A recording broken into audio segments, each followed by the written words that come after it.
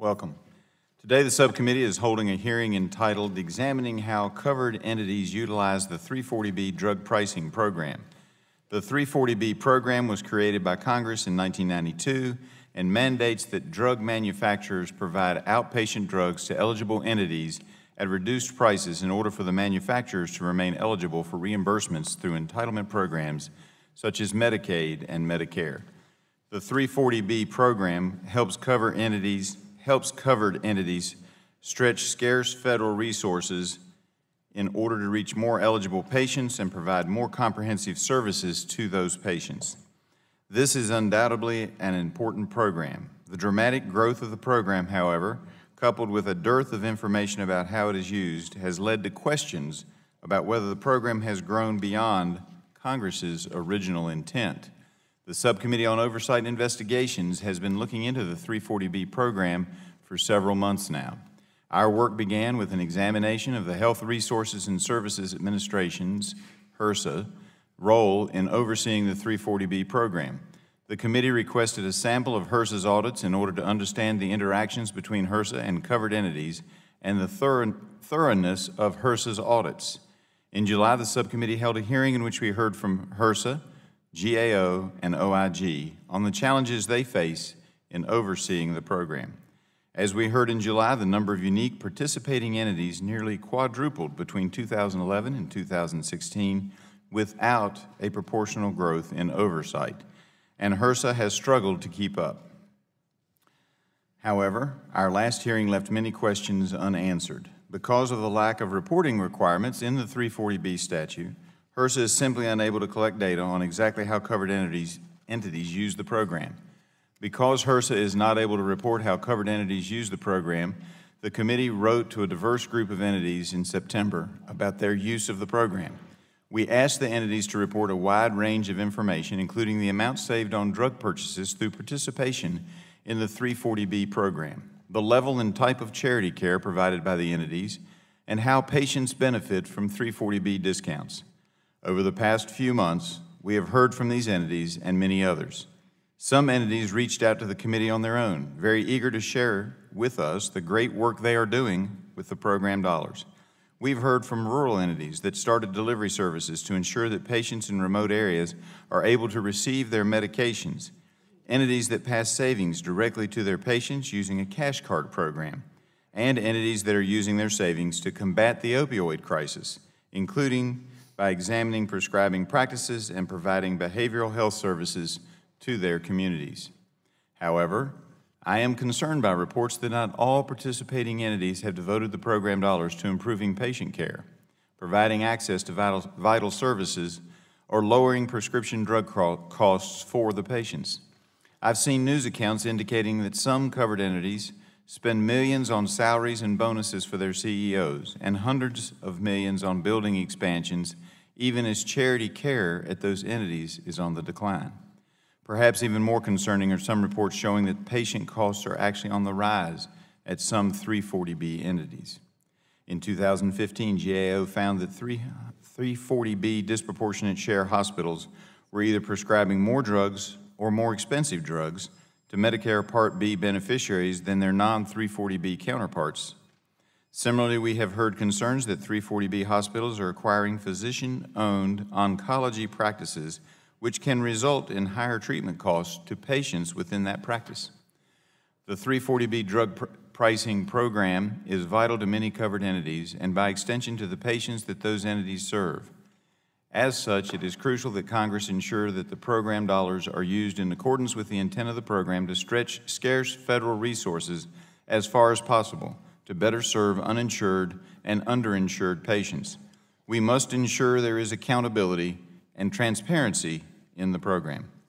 I am pleased that the panel we've assembled today includes 3 disproportionate share hospitals that serve both urban and rural populations, 1 federally qualified health center, and 1 Ryan White center. Each of these entities serve a different patient population and offer services that are of particular importance to their communities.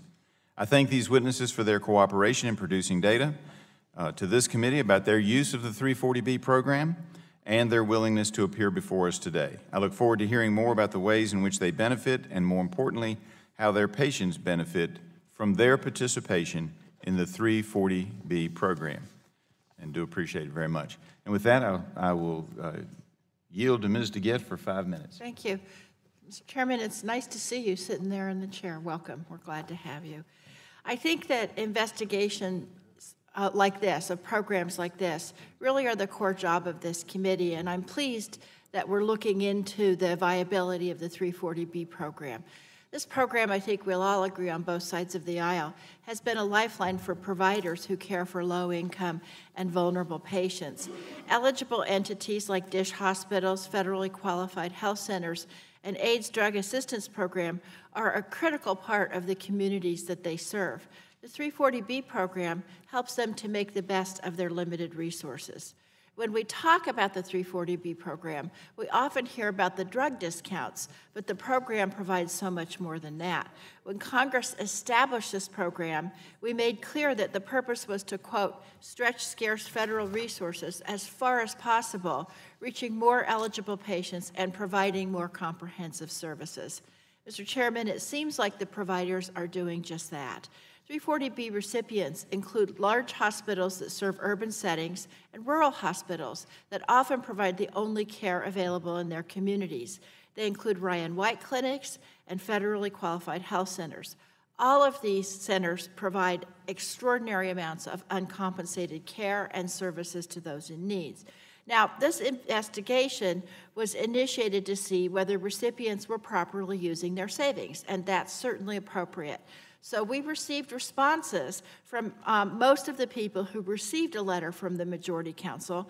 As part of that process, my committee staff has also conducted interviews with most of them as well. While most of the recipients have reported that the 340B program is a vital source of funding that makes possible to reach vulnerable populations, many have also explained that these savings only cover a fraction of the care that they provide. For example, as a covered entity, the University of Washington saved $24 million through the 340B program. Well, that's impressive, but the institution spent more than $270 million covering uncompensated care costs for Medicaid and Medicare recipients, as well as people who show up at the emergency room with no insurance at all. Mission Health, which has a witness which will testify today, saved $38 million in 2016 by participating in the 340B program, but that same year, it provided $69 million in uncompensated care, as well as $183 million in community benefits. This includes services like mobile children's dental care units, a medical airlift service for surrounding states. In an interview with committee staff, Mission Health reported that if its 340B revenues were cut, it would be forced to significantly limit programs and services. Parkland Hospital in Dallas provided $431 million in charity care in 2016, which was over 3 times the amount of their 340B discounts. Parkland explained to my committee staff that when all uncompensated care is taken into account, it actually provided $870 million in critical community benefits. Northside Hospital in Atlanta, which also has a witness here today, reported in 2016 that it generated nearly $53 million in 340B savings, which does cover a lot of care, but there was nearly $370 million in charity care. And UCSF saved about $83 million, but again, that savings only covered a portion of the $331 million in charity care. Last, but certainly not least, the AIDS Research Center of Wisconsin, which recently merged with Rocky Mountain Cares in my home district, these clinicals provide critical services to people affected by HIV/AIDS, medical, dental, mental health care, food services, housing services, and pharmacy services. If they didn't have 340B, they couldn't provide these services. We heard this consistent message from all types of providers, and from what this committee has seen, they don't seem to be lining their pockets. They're using the savings to provide critical care for the community and vulnerable populations. Now, I think we can discuss the definitions regarding what is what or what is not charity care. But in the end, what should not be lost is these organizations are using this compensation for important community work. I look forward to hearing from the witnesses about this work. I think we can make improvements on transparency to the program, but in doing so, we should not reduce the providers' abilities to fulfill their missions and to continue their important work. I yield back. Thank the gentlelady, and now recognize the chairman of the full committee, Mr. Walden. And I thank the Vice Chairman. Thank you for leading this hearing today. The committee's been examining the 340B drug pricing program for about 2 years now, as I think you all know. And the Oversight Subcommittee has been particularly focused on it since last spring. The 340B drug pricing program allows covered entities to purchase certain outpatient drugs at reduced prices in order to allow those entities to stretch scarce federal resources as far as possible to better serve their patients. As you all know, the subcommittee held a hearing in July. We invited government witnesses here to testify about the program. They were unable to answer many of our questions on how covered entities use the 340B program due to the lack of reporting requirements in the statute. This lack of transparency and coherent reporting requirements is concerning. Frankly, without the data, it's hard to know if this program is working as Congress intended when it was created. So today, we're going to hear directly from 5 covered entities, all top-notch medical organizations that provide important services to their communities. They range from some of the smallest to some of the largest participants in the program. The 340B program enables covered entities to do some real good in our communities, to extend care to underserved populations, to create programs that serve specific community needs, and to provide life-saving drugs at discounted prices to the populations that need them the most. For some entities, this program is the difference in keeping their doors open or in closing shop, which could result in a loss of care to vulnerable populations. So this is a very important program. I've met with several hospitals in rural Oregon that are using the 340B program to improve care and reduce costs for low-income patients. And I've heard how vital this program is to maintain their high levels of charity care. I myself served on a nonprofit small community hospital board for about 4 years before coming to the Congress, so I understand the importance of these programs. I am troubled, however, by the response of some stakeholders and entities who see our oversight efforts as a threat to the 340B program and to their charity work. It is the job of this committee to ensure that the programs that Congress creates serve their intended purpose and operate with integrity, and that participating entities are held accountable for how they spend the program dollars. That is our job. Our goal in our oversight work is always to take a deliberate and fair look at all sides of the issues. We know that each entity provides unique services, serves a unique population, and faces unique challenges in their communities. Because of that diversity, we want to allow entities to tell their own stories and highlight the successes they've experienced through participation in this important program. However, the lack of transparency requirements has resulted in inconsistent data and dueling reports from every side of this issue. And believe me, we hear from every side. Much of the data that we do have is self-reported by entities that measure charity care and program savings, but they do so in various ways. And while I believe it's important that entities be able to share their work in a way that takes into account the specific needs of their communities, the inconsistencies here only further demonstrate that we need better data on this program. The 340B program has grown rapidly over the years. The increase in program participation has led to a dramatic increase in 340B drug purchasing and savings. According to HRSA, covered entities' drug savings grew from $3.8 billion in fiscal year 2013 to $6 billion in fiscal year 2015. I'm concerned that as the program continues to grow, participating entities are not investing the necessary resources and time to oversee the program, ensure accountability and transparency, and above all, ensure that they're using the program savings to improve patient care. For example, some entities that we spoke with reported they do not have policies to help ensure that uninsured and underinsured patients directly benefit from the program by receiving discounts on outpatient drugs. Most surprisingly, many entities did not track their 340B savings at all, and until they received our request, didn't seem to have any idea how much they saved through participation in the 340B program.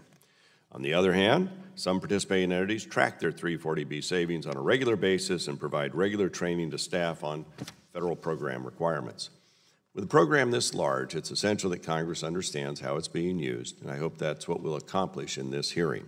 Our goal today is to develop a better understanding of how much money different entities save through participation in the 340B program, how covered entities track their savings, and how those savings are used to actually improve patient care in various ways. So I want to thank each of the witnesses for being here today, and I look forward to hearing more about how each of your organizations provides vital care to your communities. And know that I've said day one, as chairman, we're going to look from one end of the cost curve of healthcare delivery to the other. It is our job and responsibility. It just happened 340B, and hospitals were first up. But this is just the start. If we're ever going to tackle the high cost of healthcare in America, it's our responsibility. With that, I yield back, Mr. Chairman. Thank you, Mr. Chairman. Appreciate it very much. And now recognize the ranking member of the full committee, Mr. Pallone. Thank you, Mr. Chairman. 25 years ago, Congress passed bipartisan legislation establishing the 340B program to help healthcare providers expand their capacity to serve their patients. And since that time, the 340B program has played a critical role in ensuring that low-income Americans and most vulnerable populations have access to essential healthcare services and helping safety net providers expand innovative care to these communities. This summer, the Republican majority initiated an investigation to determine how entities are using the program. From what we've heard over the last couple of weeks, it appears that 340B recipients are using their savings to reach vulnerable populations, and without that money, these programs would be reduced or cut altogether. The committee has reviewed responses from most of the healthcare facilities that the Republicans contacted. Committee staff have also interviewed representatives from most of the letter's recipients. Many entities have explained that the 340B savings often cover only a portion of the cost of their uncompensated care and services to vulnerable populations. And through these interviews and responses, we found that covered entities rely on 340B funds to provide a diverse range of essential services to the community. Today, we'll hear firsthand from our witnesses about the type of care and treatment that might be impossible to provide without the help of 340B. For instance, 340B recipients have told the committee that they use their savings to support mobile clinics for low-income patients or to provide free prescriptions to uninsured and underinsured patients. One provider reported that 340B savings made it possible for them to treat low-income patients with substance abuse disorders. Another said that thanks to the 340B savings, it's able to serve more vulnerable children in its neonatal intensive care unit. And this provider reported that without 340B, it might have had to cut the number of children it can help by nearly half. It's beyond question that the resources provided through the 340B program directly augment patient care throughout the country. We've consistently heard this message from all types and sizes of 340B providers, from small AIDS clinics to large urban hospitals. And the 340B program plays an integral role in supporting the mission of safety net providers serving low-income, uninsured, and underinsured patients. Now, some have suggested that we can improve the program by increasing transparency and program integrity, and I certainly agree. Good program integrity strengthens our programs not only for today but for the future. But we want to be clear, however, that while I'm always happy to have a conversation about strengthening the 340B program, it's plain from the responses we've received that 340B covered entities are using their savings to serve the community, and Congress should commend and support those efforts. So I remain dedicated to finding ways to strengthen the 340B program and ensure that it continues to fulfill its vital mission. And I yield back, unless someone else wants time, but I don't think so. I yield back, Mr. Chairman. Thank you. I now ask for unanimous consent that the members' written opening statements be introduced into the record. Without objection, the documents will be entered into the record. I also ask unanimous consent that members not on the Subcommittee on Oversight and Investigations be permitted to participate in today's hearing. Without objection, I would now like to introduce our panel of witnesses for today's hearing. First, we have Ms. Sue Veer, who is the President and CEO of Carolina Health Centers in South Carolina. Thank you for being here today. Next is Mr. Mike Gifford, who serves as the President and CEO of the AIDS Resource Center of Wisconsin. Thank you, sir.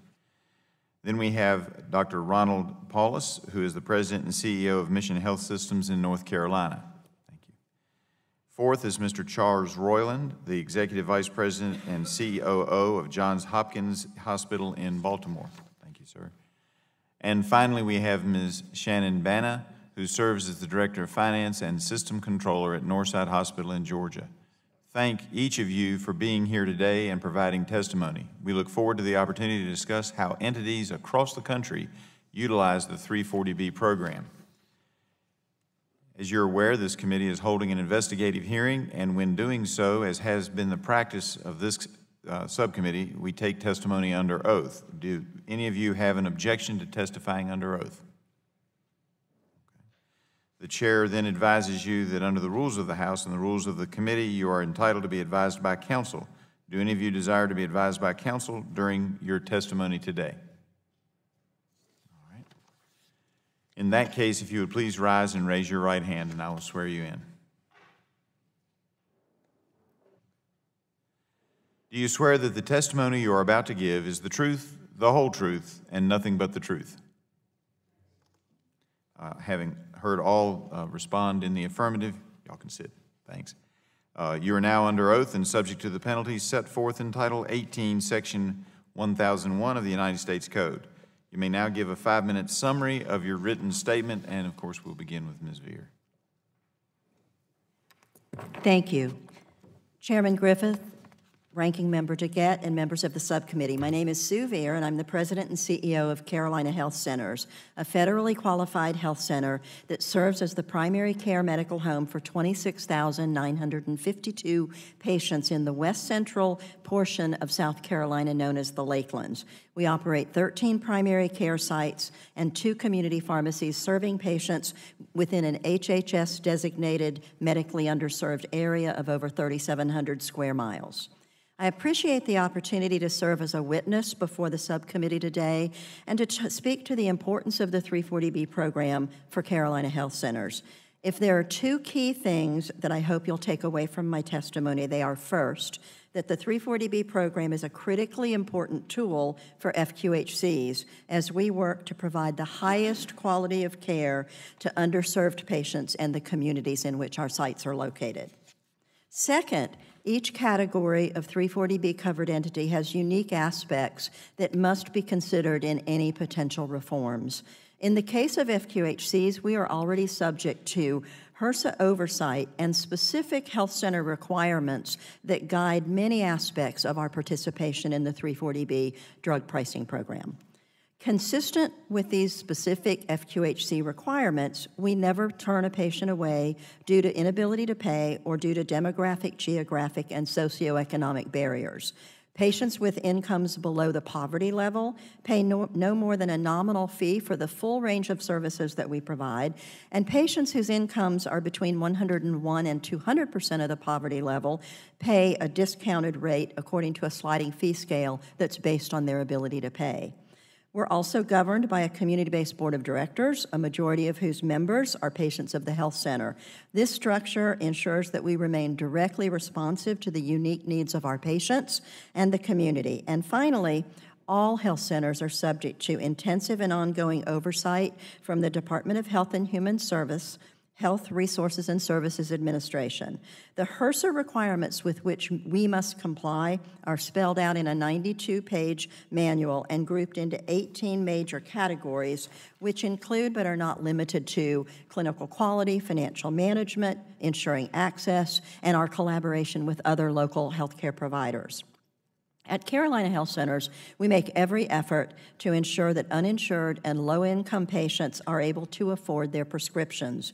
While every health center may use their 340B savings differently, these savings enable my health center to provide deeply discounted pharmacy services to those patients eligible for the income-based sliding fee program. Those pharmacy services include clinical programs such as medication therapy management, which promote clinical outcomes and cost-effective care. We're also about to launch a new multidisciplinary program for the reduction of the use of controlled substances. We also use our 340B savings to support the following services that are designed to expand access to essential primary care services for patients throughout our rural service area.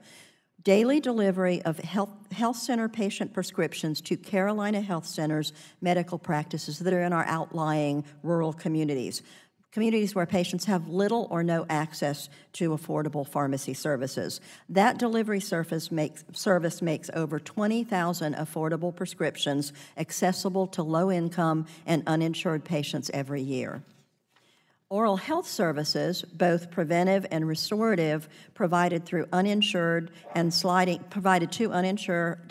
fee eligible patients through a network of contract dentists, and behavioral health counseling, which is provided on site for patients who would either not qualify or have incredibly long delays in accessing care from the local mental health agency. In addition, the 340B savings contribute to my health center's ability to ensure continued access to primary care and preventive care at certain of our primary care delivery sites in communities which, due to their particularly rural location, would not likely be sustainable otherwise. The health center statute requires FQHCs to use all their 340B savings for purposes that advance their HRSA-approved scope of project. In other words, for activities that increase access to high-quality, affordable care for medically underserved populations. As my testimony demonstrates, the 340B program is vital to my health center and to our ability to provide patients with access to affordable prescriptions, as well as needed services for our low-income and underserved patients. Thank you for the opportunity to testify before you today and for recognizing the importance of this program for the health centers and all the patients we serve. Thank you, and now recognize Mr. Gifford for 5 minutes for an opening statement.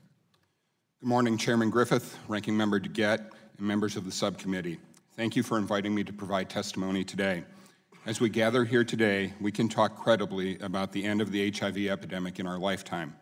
The 340B program is vital to attaining that goal. My name is Mike Gifford. I serve as the President and Chief Executive Officer of the AIDS Resource Center of Wisconsin. Earlier this year, ARCW expanded our services into Denver, Colorado, and the unique model of care that we offer. In total, we serve more than 4,000 people with HIV.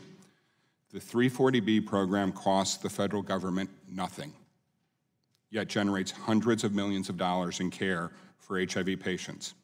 For HIV patients, the purpose of the 340B program, to stretch scarce federal resources, to serve more patients, and to provide more comprehensive services, is met every single day. We assure unfettered access to medical care, dental care, mental health therapy, drug treatment, and pharmacy services, tightly integrated with social services like case management, food assistance, and housing. More than 90% of our patients are low income, and 1/3 of all of our medical visits care for uninsured patients. Our patients achieve some of the finest clinical outcomes in the country, 89% of whom achieve the gold standard in HIV healthcare, an undetectable viral load. That is a rate far above the national average. Governor Scott Walker's administration has found that our patients are so healthy they cost the state of Wisconsin 30% less than HIV patients cared for elsewhere. Further, DHHS data shows HIV patients in Wisconsin have the lowest HIV mortality rate in the country. Our HIV medical home, buoyed by 340B savings, result in people with HIV living in Wisconsin longer than anywhere else in the country. At ARCW, 340B savings are used consistent with legal and regulatory requirements. Savings have supported opening an opioid treatment program in Green Bay, expanding mental health services throughout Wisconsin, launching clinical pharmacy care in Denver, and increasing the number of patients we care for throughout all of our services by more than 1/3. Last year, ARCW generated $7,429,666 in savings, the exact use of which is included in my written testimony. To track 340B medications and savings, we have developed specialized software that monitors compliance related to patient eligibility, diversion, and duplicate discount. We audit ourselves on a monthly basis and have an annual third-party external audit. Last year, it showed 99.57% compliance. This year, our compliance rate is at 99.9996%. As the subcommittee reviews the 340B program, there are critically important policies necessary to achieve that goal I mentioned earlier, a world without AIDS. The current patient definition used for Ryan White grantees must be maintained to support the integrated care necessary in achieving substantially better clinical outcomes. Without it, there will be fewer resources, worse outcomes, and increased healthcare costs, not to mention the substantial difficulties for the people we serve.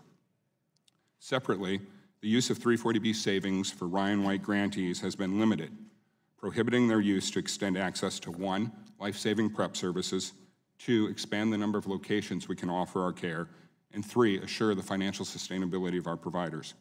These regulations create significant barriers to ending AIDS. Statistics and advocacy tell only part of the story. Briefly, let me tell you about one of our patients, Kathy. She came to us newly diagnosed with HIV 20 years ago, struggling with substance abuse. Through our drug treatment program, she entered a life of sobriety.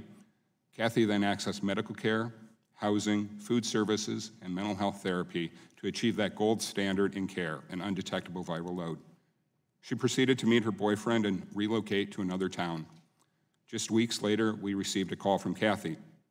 Her boyfriend turned out to be a domestic abuser. We rushed to her aid, removed her from harm's way, and provided her a safe home. She was no longer being beaten. Sadly, she was no longer undetectable. Today, she's accessing many of our services and is back on the way to that gold standard.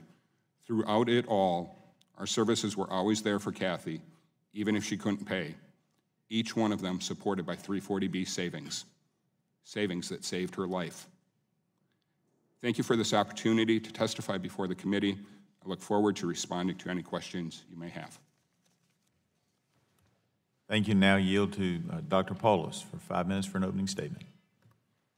Vice Chair Griffith, Ranking Member DeGette, and members of the subcommittee, on behalf of the nearly 1 million patients and 12,000 Mission Health caregivers in Western North Carolina, I would like to thank you for inviting me to discuss our participation in the 340B drug program. I simply cannot overstate the importance of this program in enabling what we do. Mission Health is an independent, community-governed, integrated health system providing services to the 18 mostly rural and mountainous counties of Western North Carolina. We've earned numerous awards and achieved national recognition, including being named one of the nation's top 15 health systems in the 5 of the past 6 years by IBM Watson. Mission Health is a significant provider of medical education and training, serving as a branch campus of the UNC Chapel Hill School of Medicine and as a clinical training site for the numerous primary care residencies like family practice, OBGYN, general surgery, and psychiatry. Our community board members, clinicians, and staff focus each and every day on the delivery of compassionate, high-quality care to everyone without regard to their ability to pay. The weight of our safety net responsibility is sometimes heavy, but it is always real. Our patients are disproportionately older, poorer, sicker, and less likely to be insured than state and national averages, with nearly 70% covered by Medicare, Medicaid, or having no insurance at all. Communities in our southern Appalachian Mountains are beautiful, but they have real challenges. Globalization of manufacturing, particularly for furniture, decimated many communities.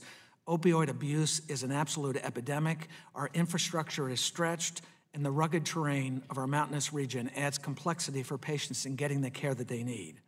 We make difficult decisions every single day to keep our regional safety net system viable. The 340B program directly enables those crucial efforts by providing savings that we use, yes, to stretch scarce federal resources as far as we possibly can. 6 Mission Health hospitals qualify for the 340B program based on either DISH or critical access hospital status. Our use of 340B program savings directly reflects the intent of the program. We operate the region's only tertiary quaternary referral center. Mission is the sole provider of numerous essential services, including being the only Level 2 trauma center, the only Level 3 NICU, the only open heart program, the only children's hospital, the only medevac helicopters, and the list goes on. For our and underinsured patients, Mission Health provides robust financial assistance, including completely free care for those earning up to twice the federal poverty guidelines and a sliding scale up to 300% of the federal poverty guidelines. We've also implemented a novel community investment program that identifies and funds external programs that are not Mission Health to address the most urgent, underserved health needs that serve the uninsured or are either not covered by insurance or are not reimbursed at a financially viable level. We require for those investments a real business plan, metrics, and forecasts as if it were a real investment and we're seeing real results. In 2016, Mission Health's total value of charity and unreimbursed care was nearly $105 million, and our total community investments exceeded $180 million. In that same year, Mission Health generated $37.4 million in 340B savings, and this year we expect to generate a little more than $38 million. Our total charity care, up 20% this year over last, and bad debt alone is more than double the value of our 340B savings, and those savings only represent 1/5 of our total community benefit provided in the most recent year. Now, what are some examples? C3 at 356. This is a walk-in urgent care center for those with behavioral health needs that we helped fund and create on behalf of the community. The Mountain Child Advocacy Center, which supports and treats child abuse victims and their families. The Dale Fell Health Center, a federally qualified health center that provides primary care to the most vulnerable in our community with a particular focus on homeless families and individuals. The Family Justice Center, which provides wraparound services for victims of domestic and sexual violence in a trauma-informed setting. Other services include our Children's Hospital Toothbus program, 40-foot-long buses that go to schools to provide dental care for children, and our Medication Assistance Program, which is a centralized service for all system hospitals offering patients help with both short and long-term and discounted medications, one-on-one pharmacist education, and help with chronic medical conditions. That program is not limited to 340B discounted outpatient drugs and includes a meds-to-beds program so people go home with their medications. These programs, like many others that we work so hard to support, are the heart of what safety providers do.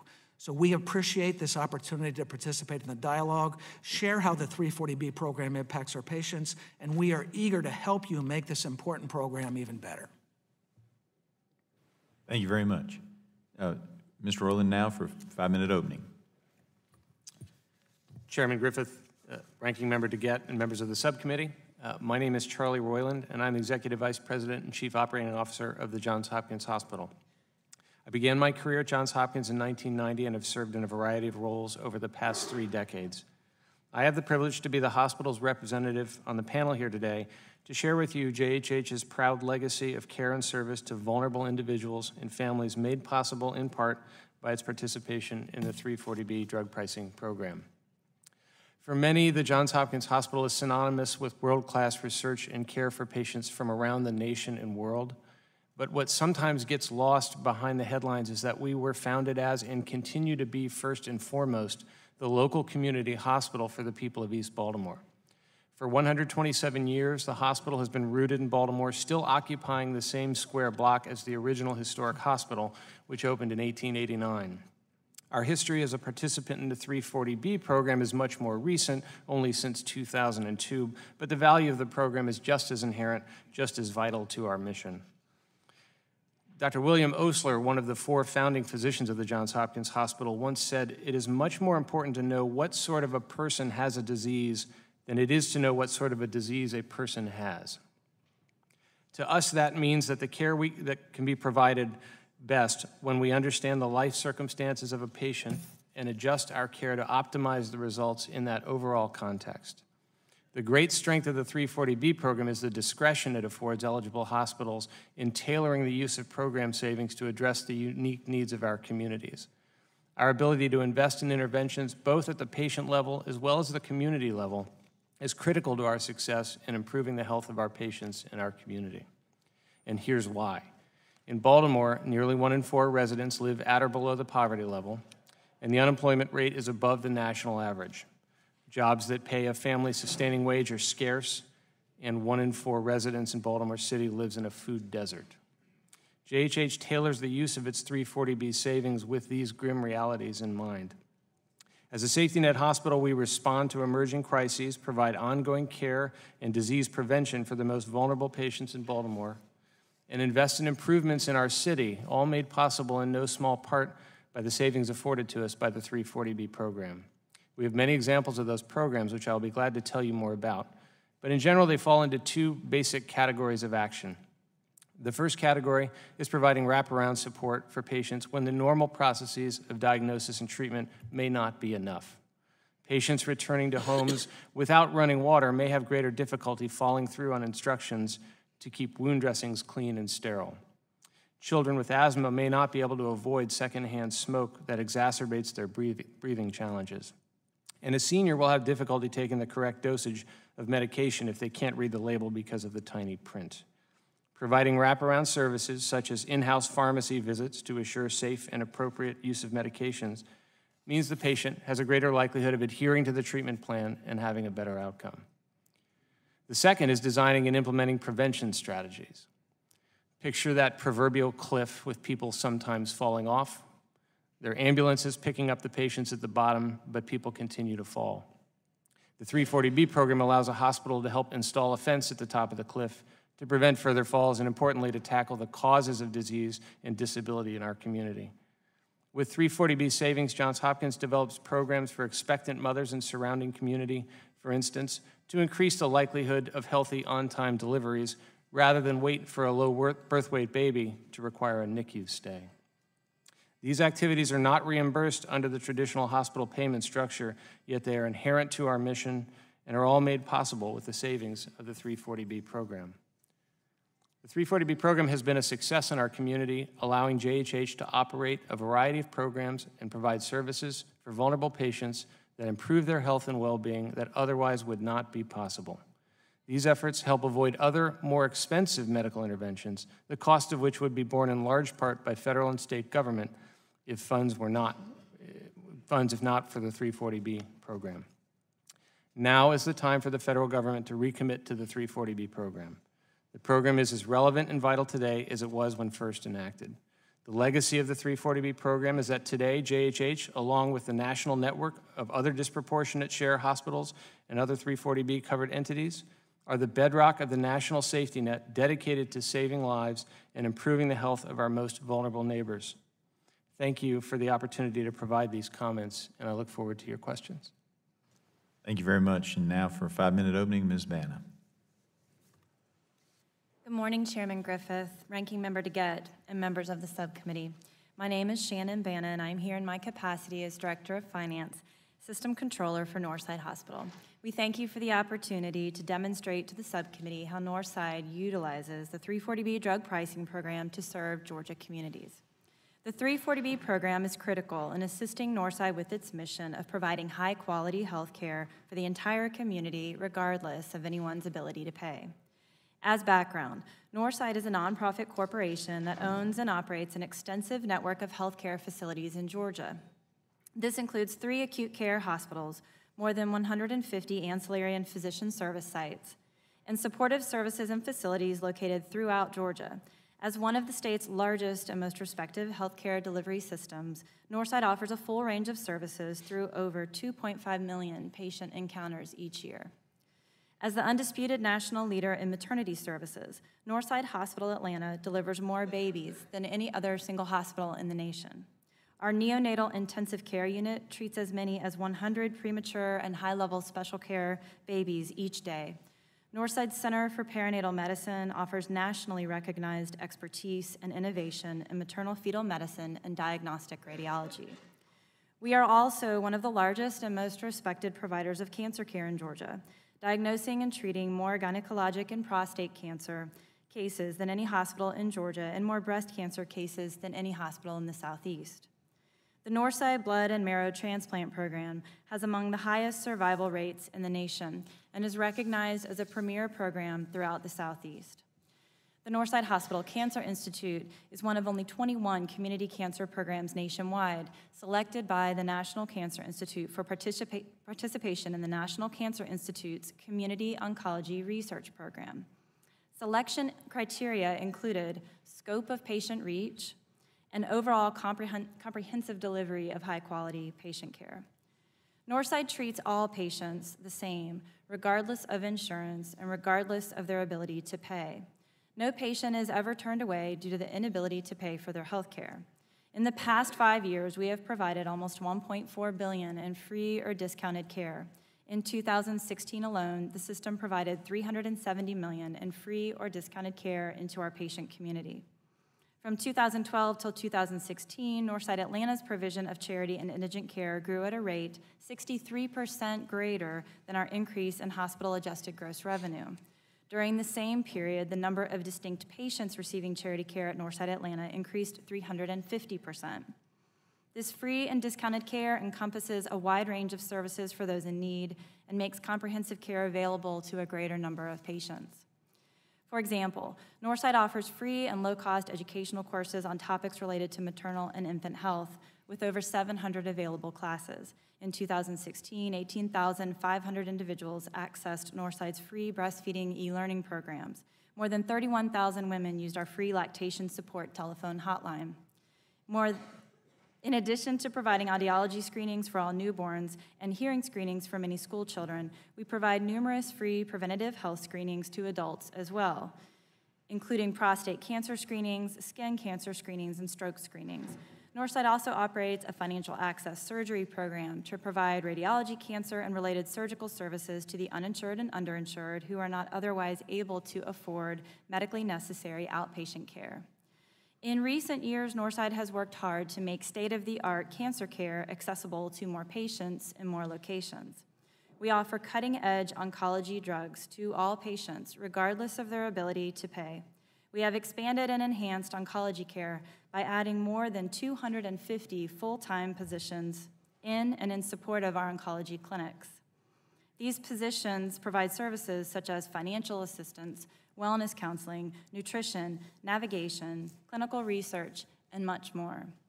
Northside Atlanta qualifies for participation in the 340B program because of our disproportionate share of indigent and low-income inpatient days, currently running at approximately 16% of total inpatient days.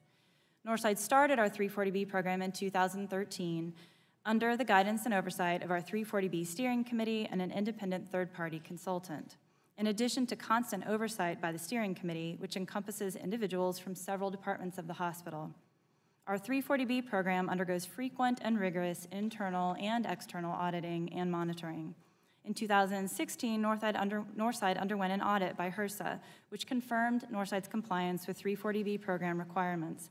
Following a thorough review of the 340B program, HRSA found a single instance of inadvertent diversion, representing less than $7. Northside is proud of our commitment to charity and the services we provide to our community, the extent of which is made possible through 340B savings. We appreciate the opportunity to provide this information, and we look forward to answering your questions. Thank you very much to all our witnesses. At this point, I ask unanimous consent that the contents of the document binder be introduced into the record and to authorize staff to make any appropriate redactions. Without objection, the documents will be entered into the record with any redactions that staff determines are appropriate. With that, we'll go to questions. I recognize myself for 5 minutes, and I would ask each of the witnesses, how did you calculate your 340B savings? Is it an estimate or a precise amount? And if it is an estimate, what information do you need that you do not have in order to accurately calculate your savings? And as tradition has it, we'll start at this end of the table. Ms. Veer.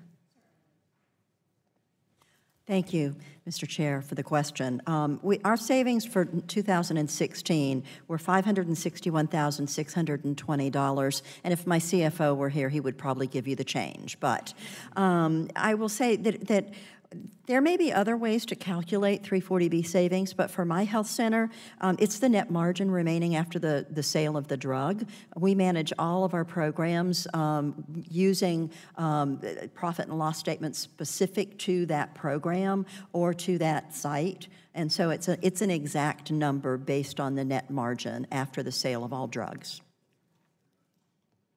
All right, thank you very much, Mr. Gifford. Thank you, Mr. Chairman.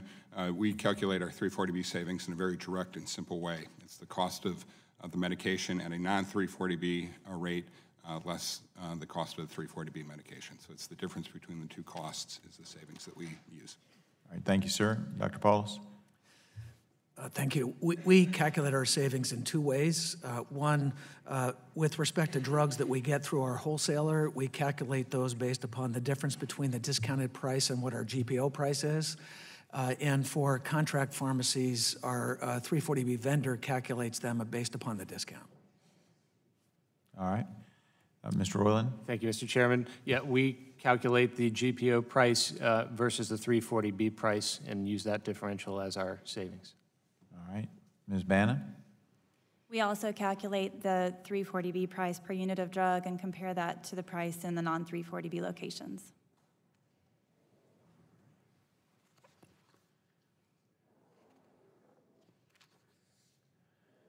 Are those savings earmarked for specific programs, or are they channeled to a general fund? And we'll start on this end this time so that we'll try to be more fair. Ms. Bana?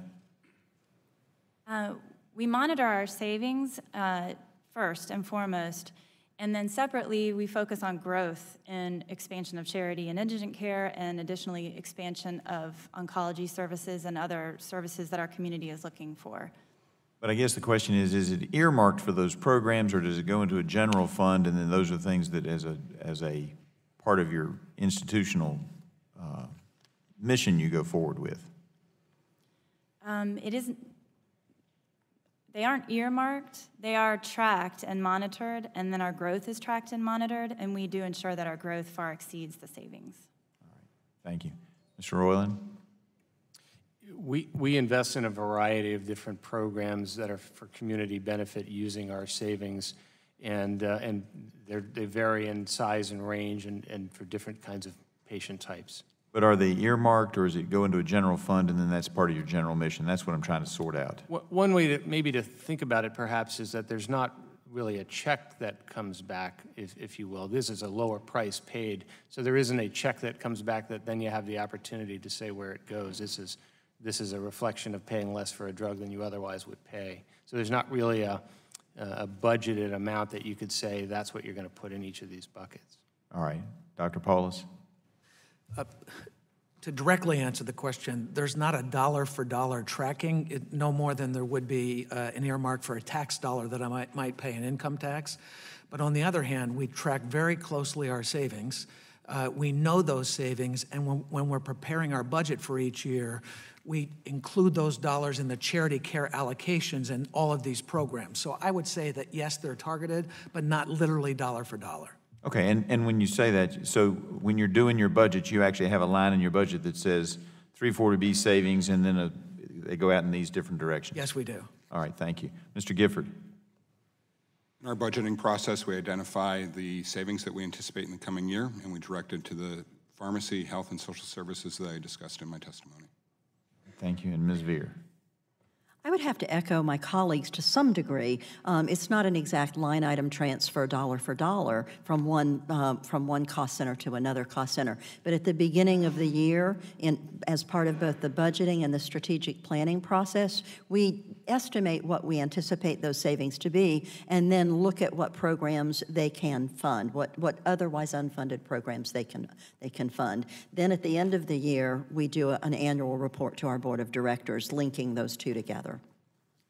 I appreciate that. I like the concepts that both Dr. Paulus and Ms. Veer, that doesn't mean the others are not doing it right, but I kind of like those because then somebody can actually take a look at it and see what you're doing with it directly. But I appreciate that. Now yield 5 minutes to Ms. DeGette for her questions. Thank you very much, Mr. Chairman. I'll just skip around. Dr. Paulus, I'd like to ask you, yes or no, Mission Health reported to the committee that it saved about $37 million through 340B in 2016. Is that correct?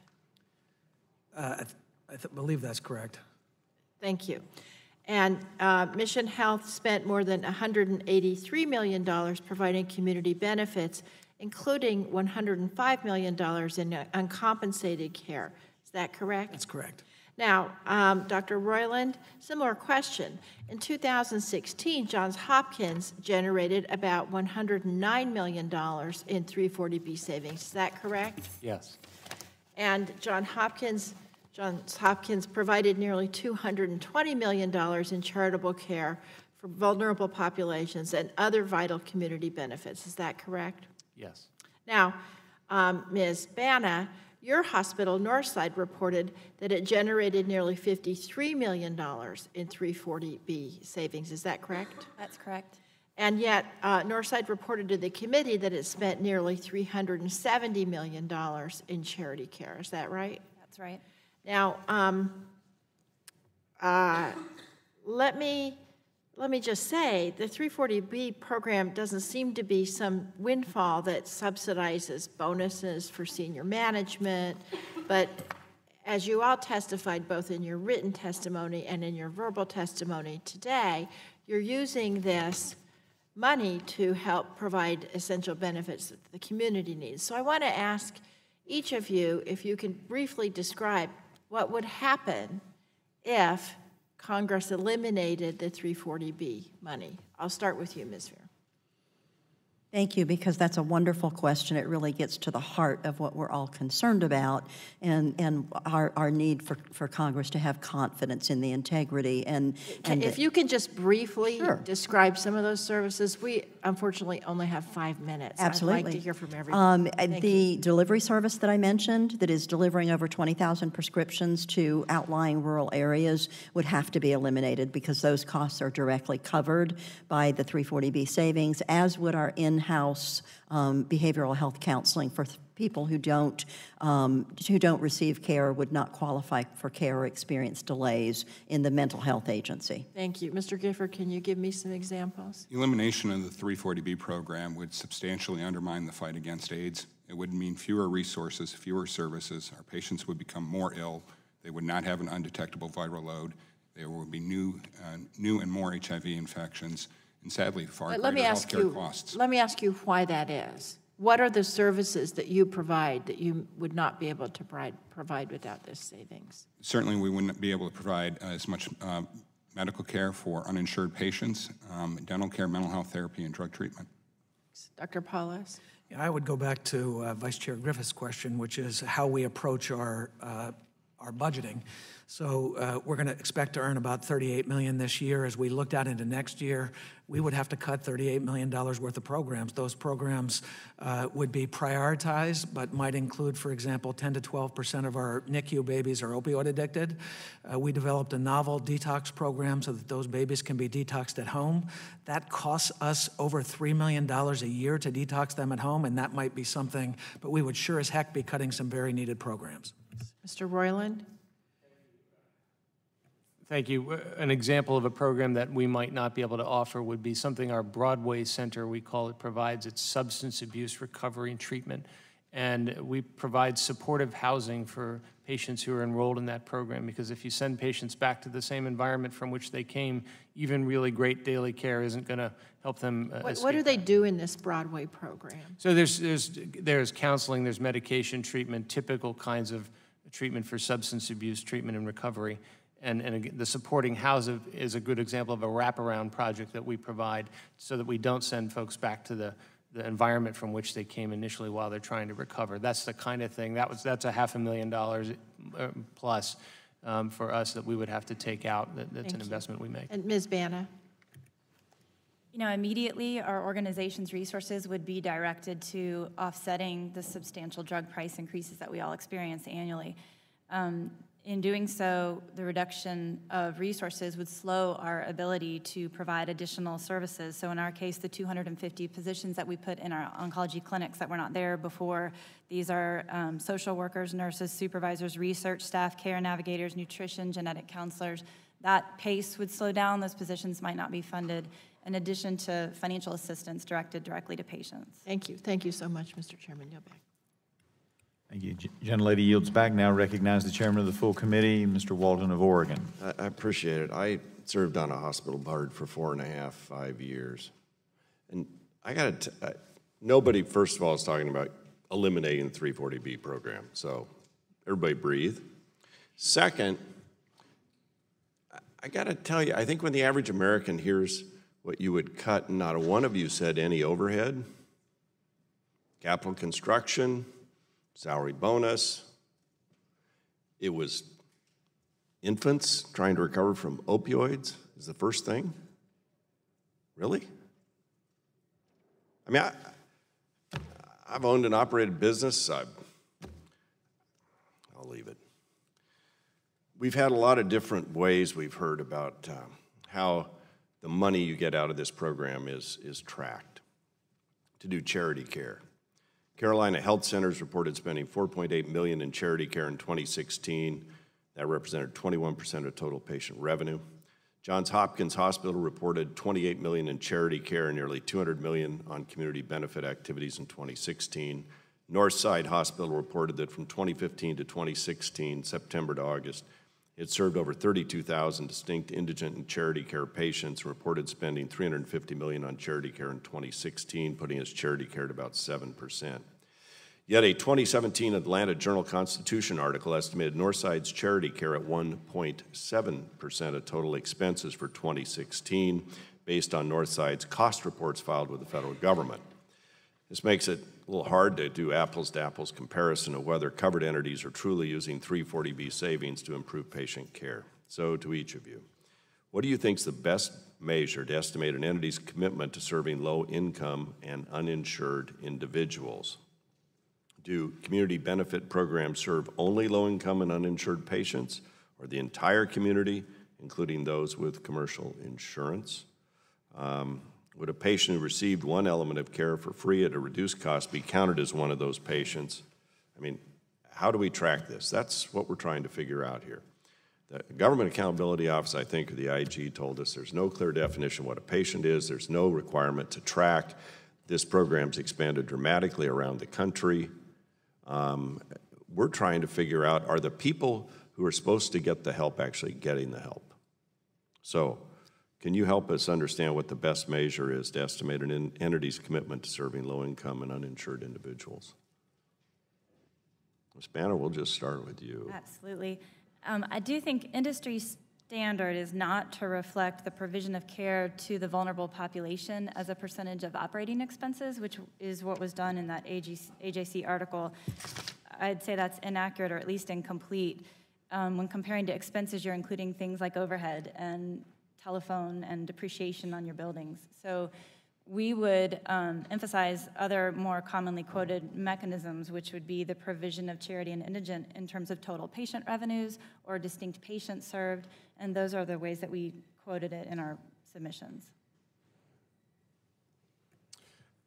Mr. Walden, one of the things I might mention is when we set up programs, we tend to set them up from a clinical perspective to manage a disease state or a population with a disease. And so an example might be sickle cell anemia, and sickle cell disease is a disease that you may know disproportionately affects African Americans, and we've set up a very comprehensive program, the only one in the region to manage those kinds of patients.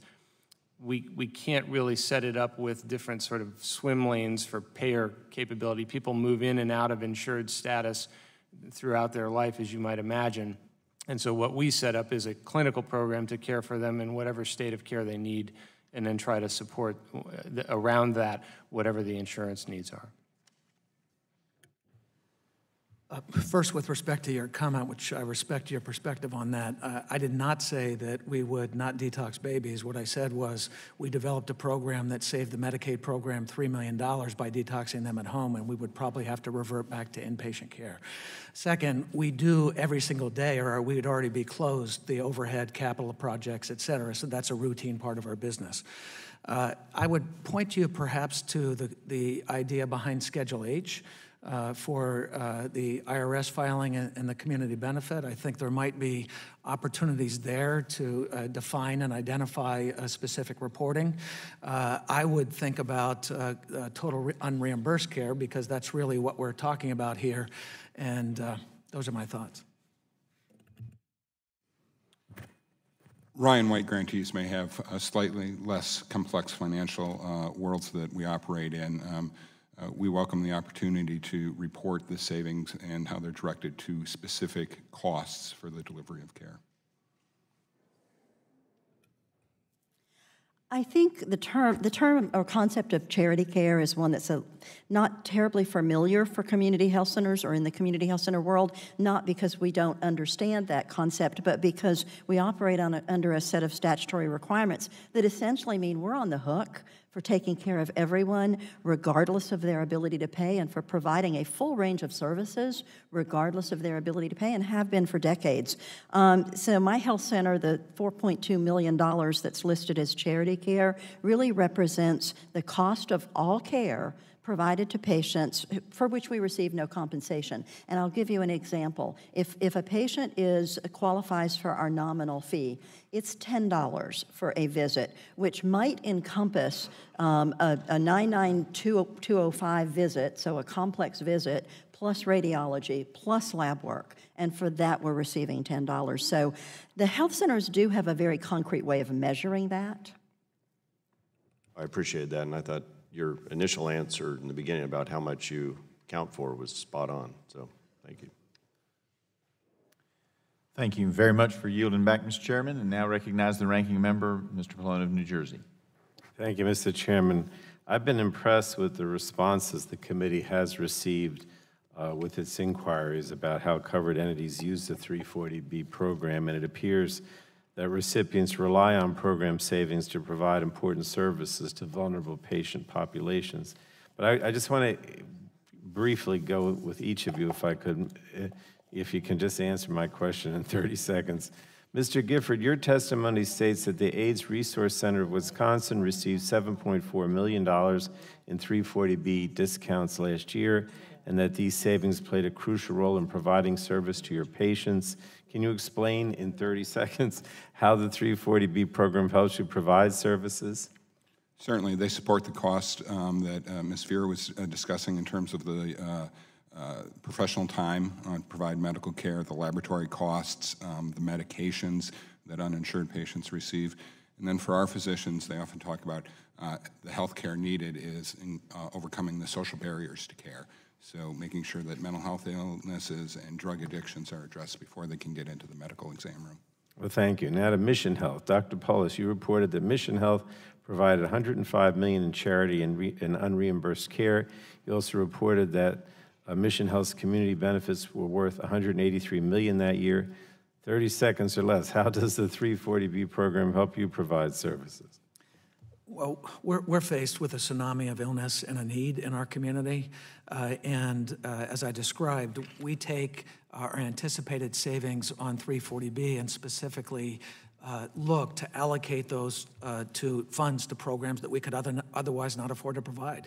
So there's a great amount of detail in our testimony and the written document about each of those programs. All right, next, Johns Hopkins. Dr. Royland, you reported that Johns Hopkins provided $28 million in charity care and community benefits worth $191 million. Briefly, how does the 340B program help Johns Hopkins provide services to the community? So I'll give you just two very quick examples, one that's in our community benefit report and one that isn't. In the community benefit report, the Health Leads program is an opportunity for us to prescribe basic things like food, shelter, clothing, utilities support for patients who need it. And that can be for any disease state. That's a general concept that we use in a lot of our outpatient areas. More broadly, we've done a development exercise in the region right north of our campus that's a partnership with the city and some developers to basically take an old burned out part of the city and redevelop it in a way that we'd be happy to tell you more about. But it's those kinds of city building and infrastructure building activities that are on the broader scale. Well, thank you. And then moving on to Carolina Health Centers. Ms. Veer, you state in your testimony that 340B savings enable Carolina Health to provide services that would otherwise go unfunded. In a minute or less, how does that work? Well, first and foremost, I'll read a quote out of my written statement that was from one of my most senior medical providers. To diagnose when the patient has no access to affordable medication is always an exercise in futility, and in some cases, it's an announcement of a death sentence. So first and foremost, it allows us to make essential prescription medications available to low-income patients who otherwise would not have any access to their medication. All right, thank you. And then last, Ms. Bana, Northside Hospital reported that it provided nearly $370 million in charity care as well as community benefits such as oncology patient assistance, maternity education, surgical services for the uninsured. You want to explain to us how 340B helps you provide those services? Absolutely. I think in its most simplest form, 340B reduces our cost. And as a nonprofit hospital, that's what we strive for each and every day. Reducing our costs fuels our ability to expand our mission into our communities. And you're hearing from each of us that our missions are different, but we use that savings to empower growth out into the communities that we serve. All right, thanks. I wanted to ask anyone how you make sure the savings actually go to help patients. I know 30 seconds, maybe I'll go back to Mr. Royland. Well, there are plenty of very direct assistance programs, including a pharmacy assistance program, for example. Patients who show up, and if you walk to one of our clinics and they say, I cannot pay for my medications or a copayment for them, we have the discretion through a pharmacy assistance program on the spot to make sure that the patient can leave with the medications that they needed. And then we can help them after that to perhaps connect them to some other form of payment going on over time, or sometimes we continue supporting that right through these dollars. All right, that's a good example. Thank you, Mr. Chairman. Thank you all. Gentleman yields back. Now recognize Mr. Wahlberg of Michigan. Thank you, Mr. Chairman, and thanks to the witnesses for taking the time to be here with us today.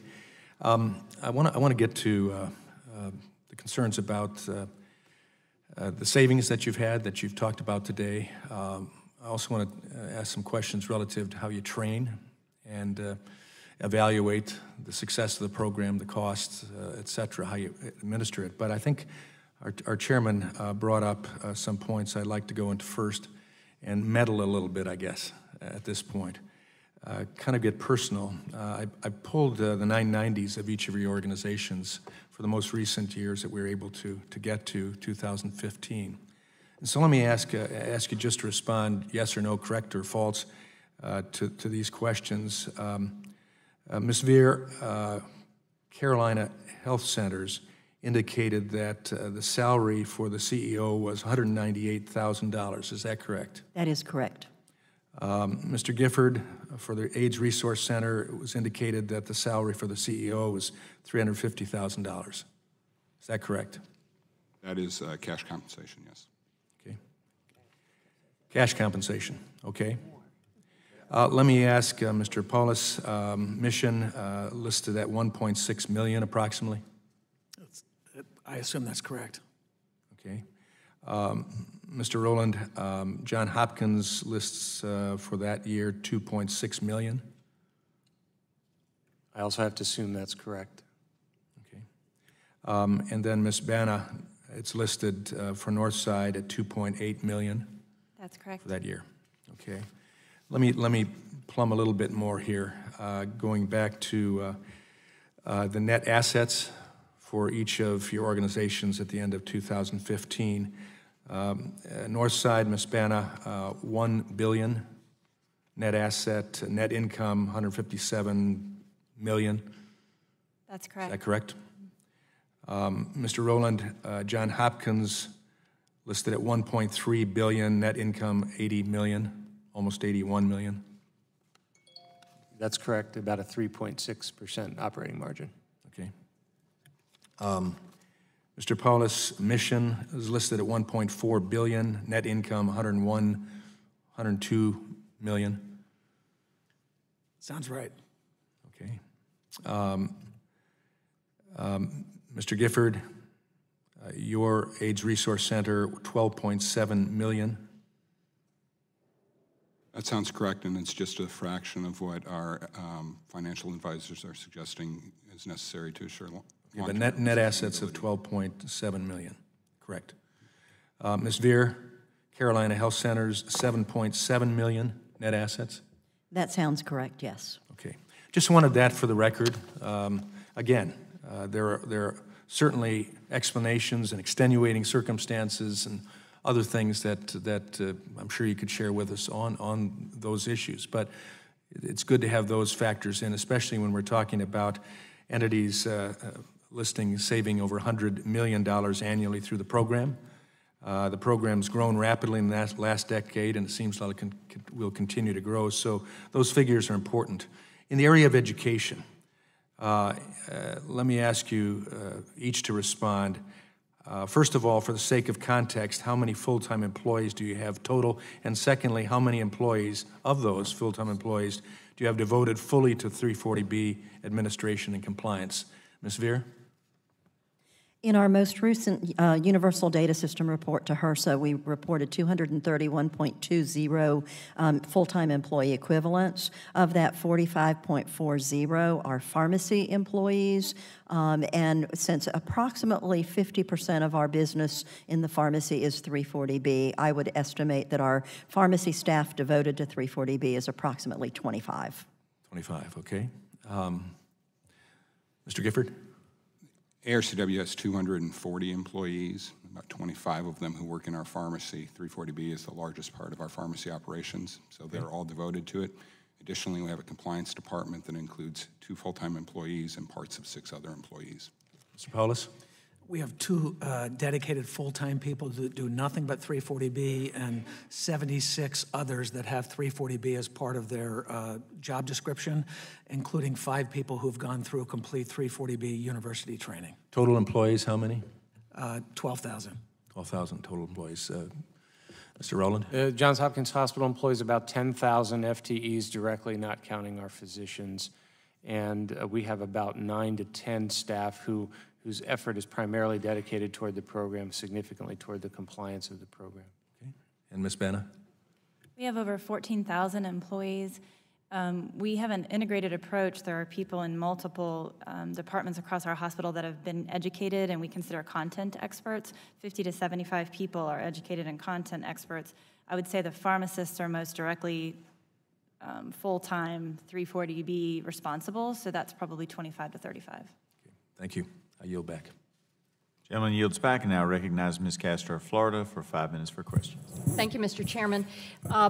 Based upon what I've seen from my hospitals and providers back home and the testimony today, I think it's clear that the 340B program is critical to America's healthcare safety net. And according to HRSA, 340B savings represent less than 2% of total drug spending in this country, but the benefits here under 340B are so broad that where you're able to expand health services, you're able to see more patients, offset losses from uncompensated care.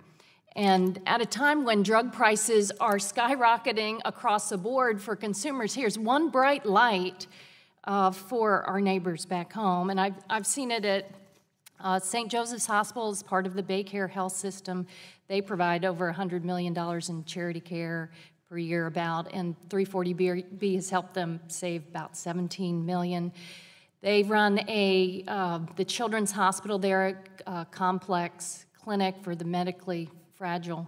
And what they're able to do with wraparound services, that's been mentioned, is remarkable. They have had to expand substantially behavioral health and substance abuse services, and that's where part of the savings go, and we're all grappling with that. They have a care clinic that stretches the federal Ryan White funding to support a continuum of care to maintain a higher retention rate for HIV patients, achieving viral suppression, which is vital for the future. And Tampa General Hospital is our teaching hospital for the University of South Florida. It's our level 1 trauma center.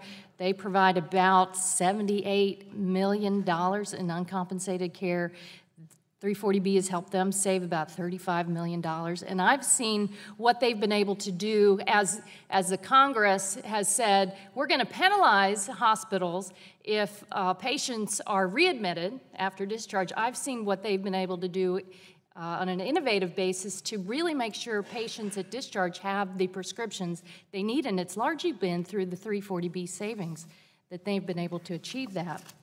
And Dr. Royland, Johns Hopkins recently expanded to the All Children's Hospital in the Tampa Bay area. We're grateful for that as you raise the standard of care there.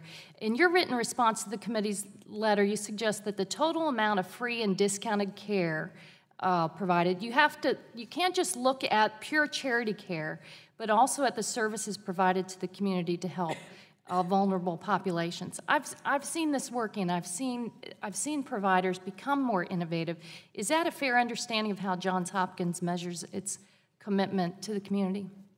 Yes, I appreciate you pointing that out, and I also appreciate you pointing out that the growth in savings is really a reflection of the growth in our spend of drugs. And so to give you our experience, our drug spend growth grows between 8 to 10% a year over the past 5 years.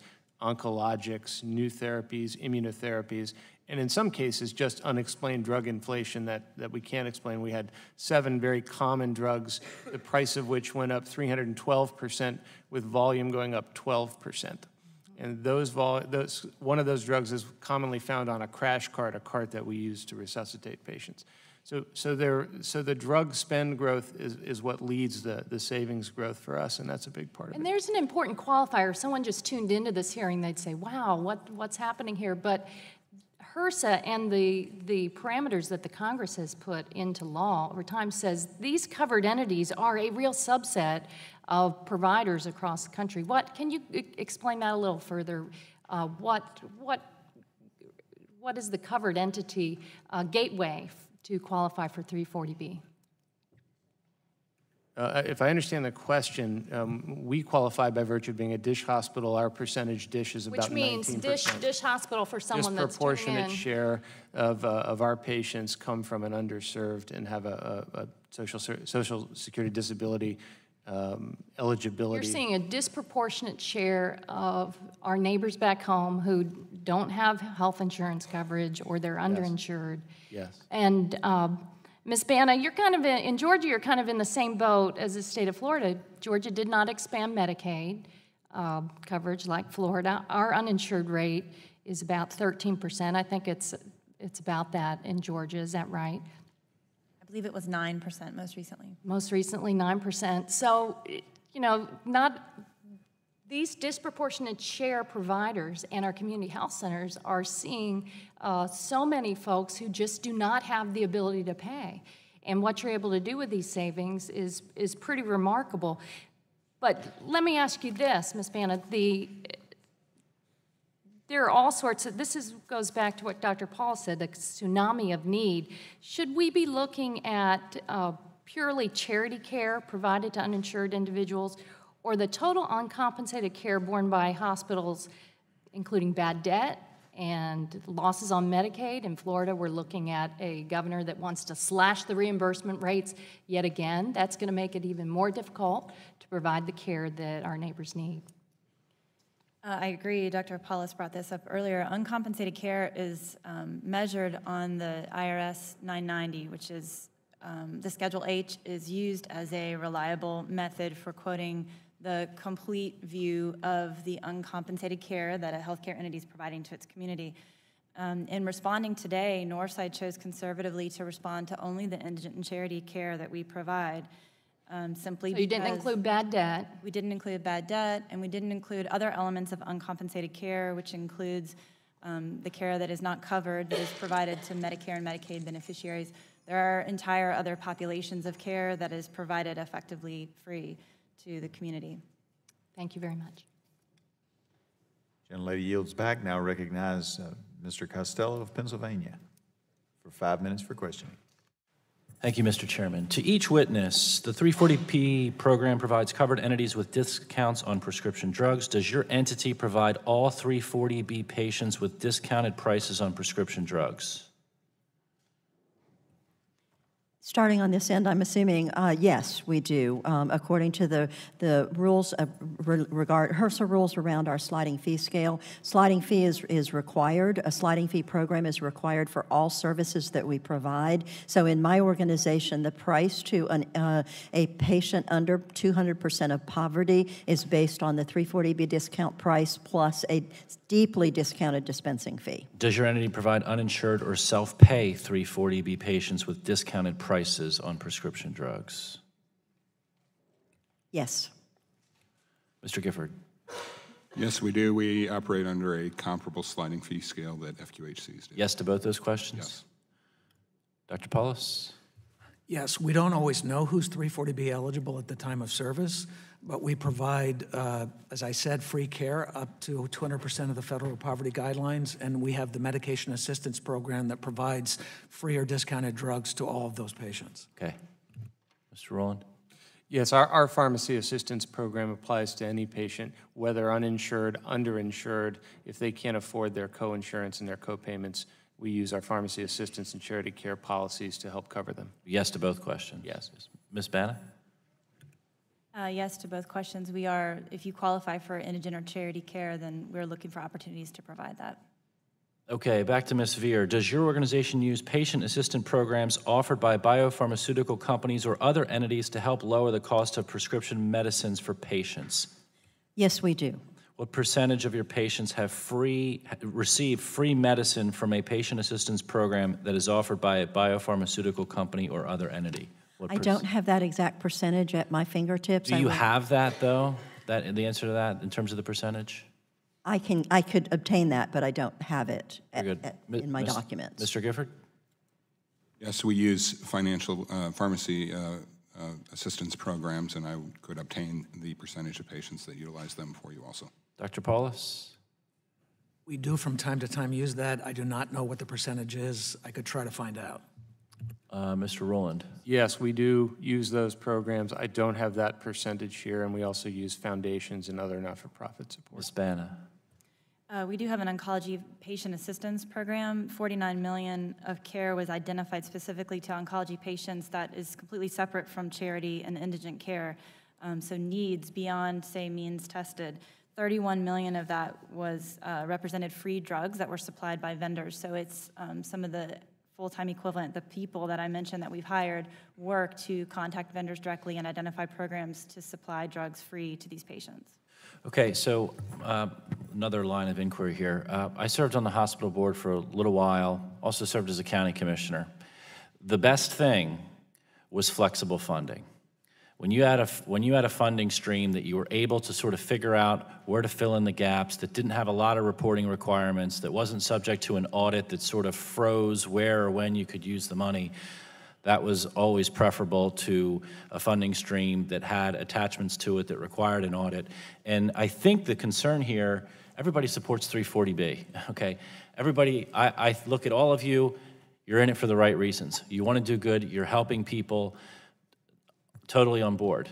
I think the concern, as I read through the materials, is that with the 340B funding does not necessarily come the type of accountability that enables us to audit, to ensure that the money is being spent in those programs and in the ways with which it was intended. And so when we read that, well, we weren't able to unearth through an audit whether compliance was in fact successful or not as a consequence of us not being able to audit, it causes a great deal of frustration, and we want to fix that. Mr. Gifford, as I understand it, you have, let me make sure I have this right, have you developed software to monitor compliance? Yes, we have. Okay. Are all of you familiar with the software that he's developed to monitor compliance? Do any of you object to creating an accounting mechanism so that as you get this funding, it is able to be audited in a way which comports with us being able to ensure that you have 340B compliance? I think that that's the gist of it, do you have concerns? I mean, Ms. Veer.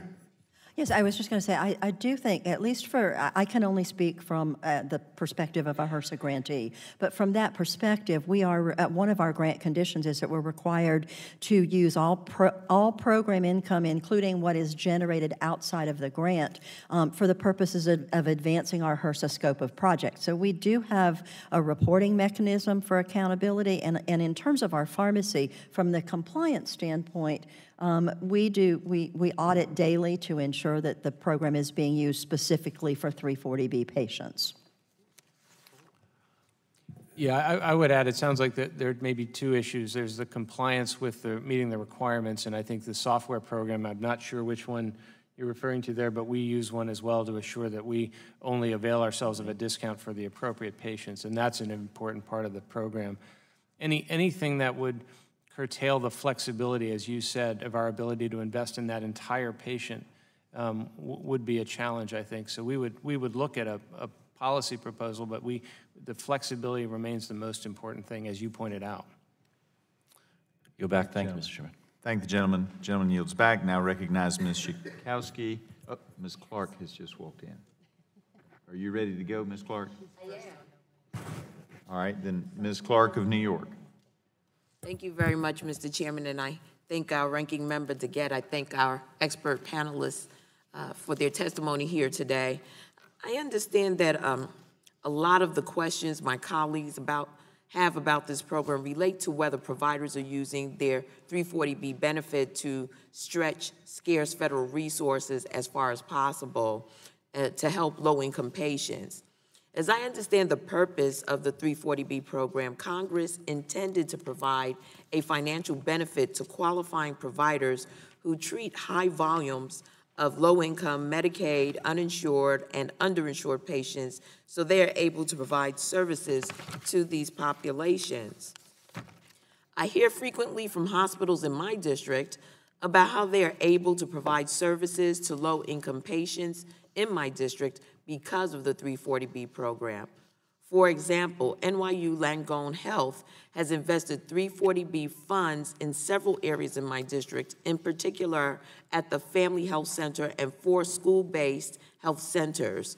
340B funds were used to implement at the Family Health Center and the school-based health centers the same electronic health system that is used at NYU Langone Health for all its hospitals and physician offices, so that when one of their patients goes to the NYU Langone Hospital, Brooklyn, after being seen at the Family Health Center, there's a full record of the treatment that patient received at the Family Health Center or school-based health center, avoiding duplication of tests and giving the treating physician a full view of the patient's history prior to care. I also hear frequently from hospitals that there would be an impact on their ability to treat low-income and rural patients if access to 340B savings was limited. So my question to you is, can you tell me about that? Without 340B, what would be the impact on patient care? And feel free, whoever. I think the most immediate impact on patient care is without the 340B drug pricing program. The prescriptions themselves would be unaffordable for many of our patients. On the medical side of our health center, we serve approximately 22% of uninsured patients of our 26,000. So for that 22% of our patients, I'm not sure that they would have access to affordable medication. Affordable medication it is the greatest driver of improved clinical outcomes. So it would have a dramatic impact on our clinical outcomes. I would just add to that, for us, if you look back to 2016, we had about $37 million in 340B savings, and we had a $53 million operating margin. So 70% of our entire operating margin, which is not for largesse, but for maintaining programs and replacing buildings that are deteriorated and so forth and so on, that would be gone. In addition to that, as Ms. Veer just noted, when you look at the long-term impact of appropriate pharmaceuticals, it's one of the few places where we can make secondary prevention. By that I mean we can treat a disease like hypercholesterolemia or other kinds of things and avoid much more expensive, much more debilitating programs downstream. So unless people perceive that there's free money laying around or we're sort of just grossly inefficient and incompetent, you can't remove that kind of benefit. And again, in our case, the entire benefit for 340B is less than just our charity care. Lastly, you can't look at this without also looking at bad debt. As high deductible plans have gotten ever higher, the patients have no ability to pay those amounts. They then become part of the charity care, which is one of the reasons why our charity care is up 20%, 17 over 16, because those people have no capacity to pay those deductibles.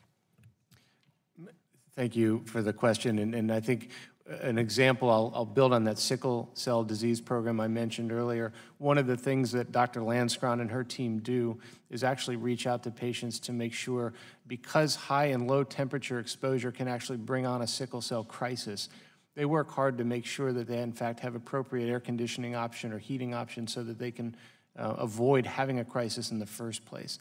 Those are the kind of things that you could imagine would suffer. On a larger scale, we've invested in a program of a bundle of case management services that's been shown to reduce readmissions and inappropriate use of our hospitals and EDs on that broad scale, if we can't fund those kind of interventions, we could drive utilization back up in an unintended way. I thank all of you for your responses. I yield back, Mr. Chairman. Thank you. Thank you for yielding back, and now recognize the gentleman, Mr. Carter of Georgia. Thank you, Mr. Chairman, and thank all of you for being here today. As the only pharmacist currently serving in Congress, I'm very familiar with the 340B program. I've seen the benefits. I've also seen where it can be abused. As the chairman said earlier, the chairman of the full committee, the reason we are here is because one of the initiatives of this committee, hence oversight and investigations, is to look into programs and see how we can improve those programs. I will remind you that we had a hearing in July, and for my colleagues, I want to remind them, if you can play the clip now, of what we heard in that hearing.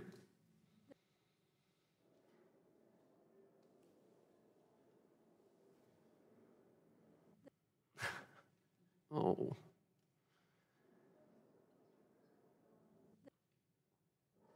Well, looks like we're not going to get it. But what we heard over and over was the statute is silent. The statute is silent.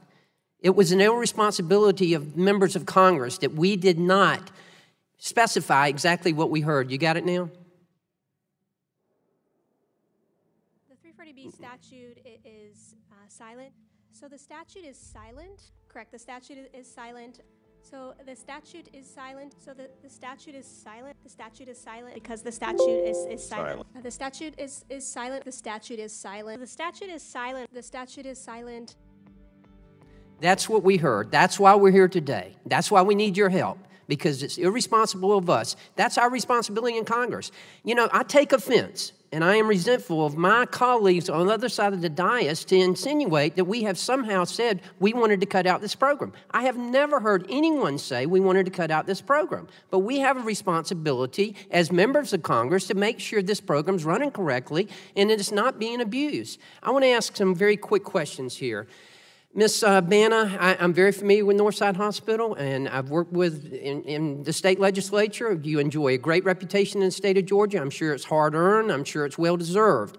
However, I need to ask you some questions, particularly as it relates to consolidation. One of the things that I've discovered as a member of Congress is just what an impact our actions here in Congress can have on the private sector and have on the free market.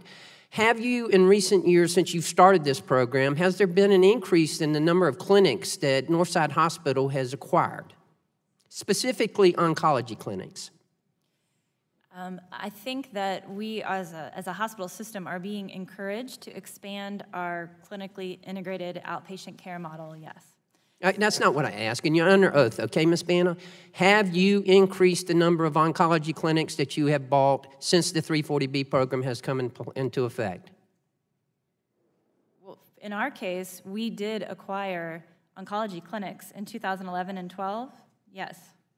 Does the 340B program have anything to do with that? Are you acquiring the oncology clinics because you have a chance to make more money through the 340B program? Hence, what we've done in Congress is leading to a consolidation in health care inadvertently on our part? No, and forgive me, that goes back to my prior answer. We are being encouraged to expand our clinically integrated model past the hospital. Ms. Bana, can you get me in writing how many oncology clinics Northside Hospital has acquired since 1992? Will you do that for me? I'd appreciate that very much. I want to go now to Mr. Rowland and John Hopkins, and I want to ask you, how many 340B drugs were distributed to Part B beneficiaries last year? Do you know that? I don't know that. Can you get me that in writing? I think so. So what's the question? The question is, how many 340B drugs were distributed to Part B recipients last year through John Hopkins? It might be good to work offline to make sure we know what you mean by how many drugs. I will make, how many drugs? I mean, obviously 340B drugs that you got through that. But we'd be happy to work with you. Okay, you are familiar with CMS and their recent proposal to cut the reimbursement for Part B reimbursement on these drugs from APS to +6 to APS -22.5. All of you familiar with that proposal? Mr. Gifford, you said earlier in your testimony, in your opening testimony, that that it doesn't cost the government any money whatsoever, and I would refute that point. In fact, I would tell you that the CMS has said that by changing this formula, that it could save over $900 million. So it does cost taxpayers money. And it costs taxpayers money not only in the Part B program, but also in the programs with Part D, when it pushes people out of the donut hole into the catastrophic. Then the federal government has to pay more. And that's something that costs us as well. One question for you, Mr. Gifford, and that is, as I understand it, the requirements for the Ryan White patients, for the AIDS patients, are actually more stringent than they are for anywhere else. You seem to be a strong advocate of the program and very supportive of the program. If we were to tighten it up for the other areas, do you think that it would impact them that much? I would hope that the committee would look at expanding the use of the dollars that we save through 340B, and I included that in the written testimony. The current constriction on Ryan White programs are actually inhibiting our ability to. So instead, so your answer to me is that this is actually restricting you. You could actually, if we were to loosen it up instead of tightening it up, that you could actually do more as these other hospitals have done. If we could loosen this up for Ryan White. But my question to you was, since you've got more stringent requirements, you still benefited from the program. You spoke very highly of the program. The program does support the fight against AIDS in many ways, and we would hope that the committee would expand our ability to offer life-saving. Again, let me explain to all of you that no one has said they want to do away with this program. All we've said is that we understand we have a responsibility to tighten this up, to make sure it's being used like it was. And Ms. Veer, you've made some very good points, and I want to thank you for what you're doing over there. Thank you very much, Mr. Chairman. Gentleman yields back. Now recognize Mr. Tonko of New York for 5 minutes for questioning. Thank you, Mr. Chair. Before I begin my questioning, I will echo my colleagues' expressions of strong support for the 340B program. While it's always appropriate to conduct oversight and review the implementation of a 25-year-old law, the testimony we've heard from our witnesses today about the ways in which they are using 340B savings to reinvest in their communities and serve needy populations shows us that the program is working well across our country.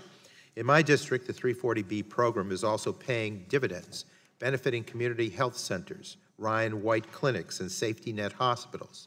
Ellis Hospital in Schenectady used 340B savings to treat a patient suffering from an acute porphyria attack.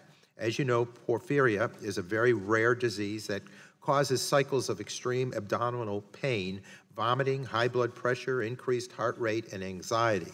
The patient had previously been unable to obtain treatment, which costs upwards of $50,000 due to the cost. As a direct result of the 340B program, Ellis was able to provide the initial treatment and also to develop a procurement and administration plan for future attacks. These types of human success stories help to illuminate the value that the 340B program provides and should also serve as a note of caution to policymakers as we evaluate the program. As with other efforts to address health care in this body, our goal when considering changes to 340B must always be first, do no harm. I want to go back to the questioning of our witness from Northside Hospital. To you, Ms. Bana, I'm understanding that Northside reported to the committee that most of its 340B child sites were sites already associated with Northside prior to 2012, but were registered between 2012 and 2017 because of changes to the HRSA guidance. Northside did, however, acquire 2 oncology practices in 2013, did it not? Those discussions began in 2011 and completed in 2012. Okay, so Ms. Bana, can you explain why Northside acquired these sites? Absolutely. We were approached by a large oncology practice that was seeking integration with the hospital system, as were several other hospital systems in the Atlanta area. We worked with them throughout 2011 and 2012 to determine a model that would provide the right kind of clinically integrated care that both parties were looking for, and completed that transaction in 2012. And Ms. Bana, to your knowledge, has any patient been denied service at these oncology sites due to inability to pay since you acquired them? Since we acquired them, no. As a nonprofit hospital, that's a service that we extend to meet the need no matter the ability to pay. And Typically, that's a service that's not in place prior to a nonprofit hospital's entrance. Thank you, Ms. Bana. And would it be accurate then to say that since Northside does not deny services to Medicare eligible, Medicaid eligible, or uninsured patients, it is likely that these oncology sites now provide services to more patients than when the sites were privately owned? Absolutely. And one last question, Ms. Bana. Does Northside place oncology patients into any type of queue through which commercially insured patients are treated before Medicaid and Medicare patients? No. Thank you. I would like to also go over to address the Mission Health Program. So, Dr. Paulus, I understand that the 340B savings cannot be directly attributed to individual services. However, generally speaking, if Mission Health could not rely on savings from the 340B program, how would that affect your ability to provide these community benefits? Well, as I mentioned, it would have a major impact. We had about $37.4 million worth of 340B savings last year, and our entire operating margin was $53 million, so that's 70% of the total. We need that operating margin to be able to maintain services, replace outdated buildings and equipment and so forth. And so we would have to go through and figure out how to cut our budget, and by definition, some of the outreach and charity that we do today would have to be curtailed. Thank you. And Dr. Royland, Johns Hopkins reported $109 million, I believe, in 340B savings in 2016. If you could not rely on those savings, what impact would that have on your ability to provide services in your given community? Well, thank you for the question, and certainly as I think we've been elaborating on, the wraparound services and the preventive services that we try to put in place in addition to the standard services is really what it is to serve an underserved community. And our inability, if we had to increase our drug prices by $109 million, that would cause a significant amount of cost pressure and cause us to have to cut back on some other programs, just like the ones we've mentioned. So I think, I'll give you an example. That there's a program we have called the Capable Program, where we send a nurse, an occupational therapist, and a handyman or handywoman to a person's house. And they will typically install a second banister for somebody who can get up and down the stairs now and get to a doctor's appointment more easily. It's that kind of hands-on community work that we would simply not be able to support. Thank you. And Ms. Veer, how would losing 340B savings impact Carolina Health's ability to provide services in your given community? Well, I've spoken to three specific programs that are funded by the 340B savings. Our delivery of prescriptions into very rural outlying areas, that would be very difficult to sustain. We also provide behavioral health counseling in our sites for people who would experience long delays in accessing the local mental health agency. Both of those areas would be significantly impacted. Beyond that, we have medical sites in rural areas that, because of the nature of the population there and how rural the area is, they operate at a loss. And so total out of our 13 sites, those operating losses are around $1.8 million. We would definitely need to look at how we redistributed care to those areas, possibly combining some of those sites or reducing hours at those sites. Thank you. I appreciate the quality services you all provide with these savings. And with that, Mr. Chair, I yield back. Gentleman yields back. Now recognize the gentleman from New York, Mr. Collins. Thank you. And I want to thank the panelists for being here and maybe reset the stage just a bit. All of us stipulate the great benefits of 340B. The pharmaceutical companies stipulate that. I mean, it's been around for a long time. I think what we're starting to look into, though, and I won't use the word abuse, because if something's legal, it's not an abuse, but I'll use the word loophole. We've seen a huge increase in the number of oncology practices, which deliver the most expensive drugs to America, being bought up by hospitals, whether it's Johns Hopkins or others. Right in my area, the largest oncology practice was recently purchased by a Dish hospital. And I would say for only one reason, and that's the 340B profit. They're buying up oncology practices where basically when you're out in the suburbs, vast majority of those patients are fully insured. Those practices have never gotten 340B discounts on the $100,000 kind of drugs.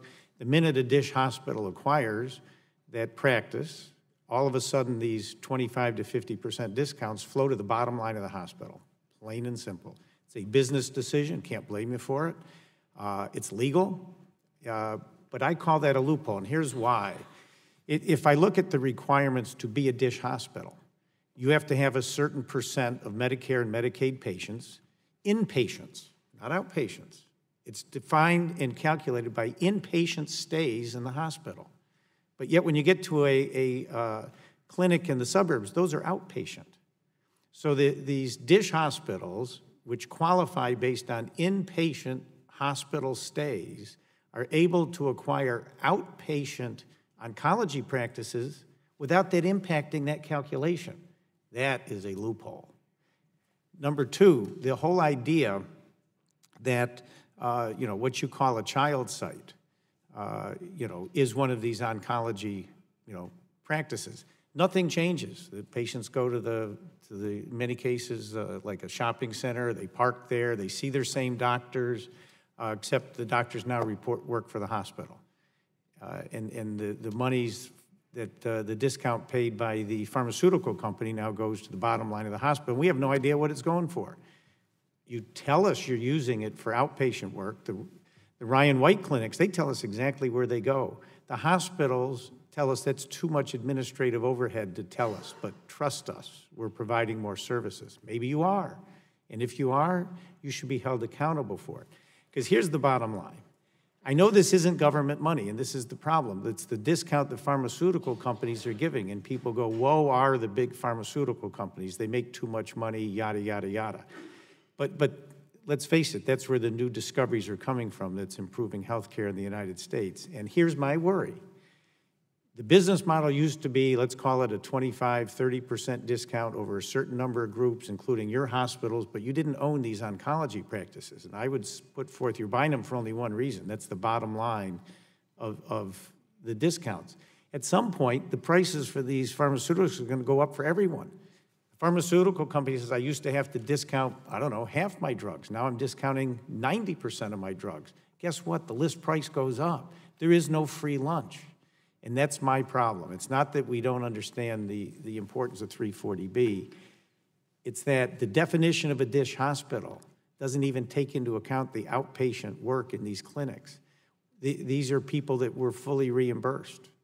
The other thing I'm a little troubled by, and you can tell me if I'm right or wrong, but many cases, a $100,000 cancer procedure might be discounted to $40,000. Is that reasonable for a fully insured patient? You see it, 100 grand, oops, discount down to 40. But when you write it off as charity care or bad debt, don't you put it in as 100,000 and not 40? Mr. Rowland? Well, what I was going to say is that a couple of comments. The state of Maryland is a little bit different in that regard, and the state of Maryland's hospital rates are regulated by the entity called the Health Services Cost Review Commission, and the charges are actually governed to a level that's very close to the cost, and so there is no opportunity that you're describing there. I would also point out that as a comprehensive cancer center, our growth has not been because of the purchase of any practices. Johns Hopkins Hospital has purchased no oncology practices. We grow because there is sort of a limitless demand based on demographics for the treatments that we offer. And so our growth in oncology is a growth in our drug spend that outpaces our revenue growth. And that's why our operating margin has actually been declining in the past couple of years, down to 3.2%. Yeah, my time's expired. I was going to get into, though, with Johns Hopkins, the last 2 years of your diversion of pricing through the contract pharmacies, but that'll have to wait for another hearing. Gentleman yields back. I now recognize Ms. Schakowsky of Illinois for 5 minutes for questioning. Thank you. First of all, I want to thank the witnesses for their testimony. I know that 340B is essential to people in my district with skyrocketing drug prices, or as the president would say, price gouging prices. 340B is literally a lifesaver, and not one of us opposes transparency. I'm certainly not for waste or fraud or abuse. I'm for transparency. But it does raise questions when it is the pharmaceutical companies that are the loudest complainers about the 340B program. And it's interesting to me that while the pharmaceutical companies have argued for transparency to the 340B program, pharma has spent millions of dollars to prevent laws that require transparency in their own drug pricing. And this leaves us blind as we work to lift the burden of crushing drug prices, and it is well past time that this committee talk about how we're going to lower drug prices. You know, we have no clue when they tell us that all this money is going to develop new drugs and for research and development, what that's really about. We know about your CEO, how much they make. We don't know about theirs. And we need to concentrate more on that. And I think it's really a dereliction of duty that we allow these prices to get so out of control that they do imperil the health of people across this country. In my district, Advocate Health has used its 340B savings to provide support for low-income patients through child vaccination programs and the medication assistance program that helps people who are uninsured and underinsured, as some of you do as well. So let me just ask a couple of questions. Each of you mentioned very oh, no, I wanted to go to these questions. Dr. Paulus, I see that Mission Health used a large number of contract pharmacies to dispense 340B drugs. Can you explain the benefits of using these pharmacies? Yes. So first, I think with respect to contract pharmacies, we only have arrangements that include dispensing fees. That's an important part of our criteria. Mission Health as an entity has 62 contract pharmacies, but that's for 6 separate covered entities. Mission Hospital, which is the largest hospital by far, has 31, but of those, 16 are mail order or specialty pharmacies that haven't had a dollar's worth of revenue, so it's an inflated number. 2 are distribution entities, and there's no revenue associated with those. 2 we own, and the total value of Mission Health's contracted pharmacies is $7.6 million. But the value of that is that, for example, at Angel Medical Center, which is one of our rural critical access hospitals, patients are provided with vouchers to go to those contract pharmacies and receive free medication. So it is the contract pharmacies we view as an extension of our own work. Our goal is either through our own medication assistance program or through those contracted pharmacies that no patient goes without free or discounted medications if they need that medication. Thank you. I'm just wondering if any of you have witnessed dramatic increases in the cost of a particular drug that your patients need that you might want to tell us about. I've heard those horror stories from a number of doctors in the Chicago area. Yes, Dr. Royland. Thank you for the question. I mentioned earlier that we have seen a couple of 7 very common medications. We noticed that our spend on them increased 312% with a volume growth of 12%. So it was clearly a price increase that we could not explain, and these were not medications that were easily substitutable with something else. If I could just add, you know, there's a variety of reasons for the, quote, growth in the programs, one of which is prices, and I think the data are 1/3 of the savings is due to price changes alone. But let me bring up another issue, which is a thank you to the pharmaceutical manufacturers. When we compare our 2014 to 2017 data, there are 6 drugs that are new, that didn't exist, that comprised over $5 million of spend in 2017. So the growth of the program is a multifactorial attribute, and it's important to look into the detail. Thank you, and I yield back. Thank you for yielding back, and now recognize Ms. Brooks of Indiana for 5 minutes for questioning. Thank you, Mr. Chairman. Ms. Bana, we heard about the acquisition by Northside of the oncology practices in 2012. Are those two practices 340B child sites? The locations operating as hospital outpatient departments are. And when did you register those oncology practices for the 340B program? I believe it was spring of 2014. And can you talk about the registration process? And is that the date that, so that's the date that the registration process concluded, is that correct, in 2014? I believe it was April 2014. And about how long does that process take? To register them, you must demonstrate that you're operating them as a hospital outpatient department. So if you own a location and it appears on your hospital cost report as a hospital department, then you request to bring it into as a child site, and about a quarter later, you can begin operating it as a 340B. And are patients that are treated at these centers, oncology centers, charged a facility fee? If it's a hospital location, they're billed in accordance with hospital standards. And those are billed as hospital sites then? Correct. So they would be charged a facility fee? Correct. And how much is that fee? I can't quote that. Can you get that for us? I can. Sure. And what other fees are patients charged that maybe those patients didn't pay prior to them becoming hospital sites? Are there other fees that patients are charged once they become hospital sites that they weren't charged previously? Oncology patients, for example. I mean, I think, I can't speak to charges that are not hospital-based. They're charged commensurate with any hospital service area. So are you aware as to whether or not patients, what a patient's bill might have looked like prior to them being acquired by the hospital versus what they are after the acquisition? The comparison of the costs? I mean, I understand what hospital charges are, yes.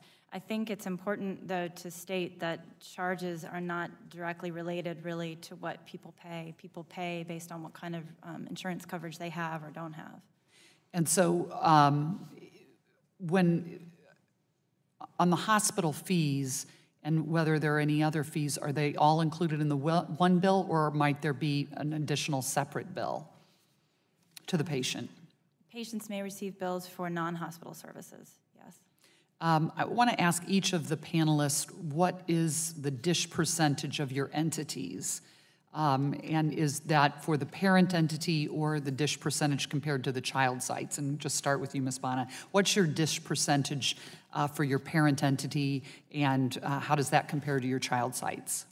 The DISH percentage is a representation of inpatient days, as was mentioned a moment ago. So the child sites don't have that percentage, but our parent has a 16% ratio. And how about you, Mr. Rowland? Johns Hopkins Hospital is 18.97%. Okay. Dr. Paulus? We're between 15 and 16% across all sites. Okay. Mr. Gifford? That's a requirement that we are not required to adhere to. Okay. There's not part of that. Thank you. That's fair. Similar to Mr. Gifford, our eligibility is based on our approved scope of project under HRSA. And so for those of you that maintain the percentages, has that percentage fluctuated over the years? And if so, what kind of fluctuation have you seen? Dr. Paulus? I couldn't quote that off the top of my head. It's been relatively consistent. If I might add two comments about the oncology practices, our integration in our market has largely been driven by two things. One is physicians who, because of the same demographic challenges that we face, find it hard to exist in that marketplace. And by becoming part of a system and being able to be paid a salary, as an example, are able to do that. One of the additional benefits, you raise fair points, but one of the additional benefits is all of those patients in that new setting are eligible for all of our charity policies, which did not exist in those practices previously. The other point is, we're being pressured by everyone, including the federal government and others, to form integrated systems to coordinate care across that network. Right, of course. Mr. Rowland? I don't know the history of our roughly 19% number. We could I'm sure, provide that. Our oncology, as I mentioned, is not a growth based on acquisition of any practices. It's as a comprehensive cancer center. As new therapies come along, as Dr. Paulus pointed out, they often bring some very nice promise, but they certainly bring a heavy cost with them, and that's part of our reality. Thank you. My time is up. Yield back. Thank you. Appreciate that very much. Now recognize Dr. Ruiz of California for 5 minutes for questioning. Thank you very much, Mr. Chairman. As you know, I've spent a lifetime trying to figure out how to provide care for underserved communities. And I just want to remind everybody of the big picture. It's easy to get lost in details, but let's just keep the big picture in mind. We're talking about populations with severe barriers to accessing the healthcare services they need to live healthy and fulfilling lives. We're talking about communities that exist with 1 doctor per 9,000 residents, like in certain areas in my district. We're talking about catchment areas where even though you may be in a big tertiary care academic institution, that are still hard to reach for whatever reason. So just the mere existence of these clinics or programs in these communities is a benefit, a very vital, important benefit. And on top of their existence, whether they have to pay the electricity bill or whether they pay their multiple salaries to keep their doors open, they also do outreach and public health education and programs and prevention programs and education and all these benefits that the underserved communities exist.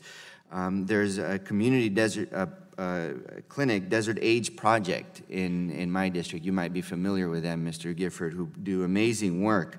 But they provide critical wraparound services and life-saving treatment programs. They exist in narrow margins, and the money they've been able to save with 340B programs allows them to provide hepatitis C, medications, which we know is very expensive. But in addition to that, the cost savings allows them to provide the nutrition that augments the support that the patients need, allows them to provide housing that we know is a critical factor in a patient's ability to recover from the AIDS or having the HIV infection. So these are very important that oftentimes gets missed in these conversations. So I think that the real question here is, how do we measure value of the cost savings of the 340B system? And it's been very misleading to hear that the only way that we measure this is charity care. And since, you know, that charity care is going down, meaning that was an active choice by hospitals to make while, you know, their profits are going up, is very misleading, because we know that uncompensated care has gone down because the number of insured has gone up by 20 million in this country thanks to the Affordable Care Act. But that doesn't mean that families are still struggling. That doesn't mean that there's more residual uncompensated care out there that we need a handle.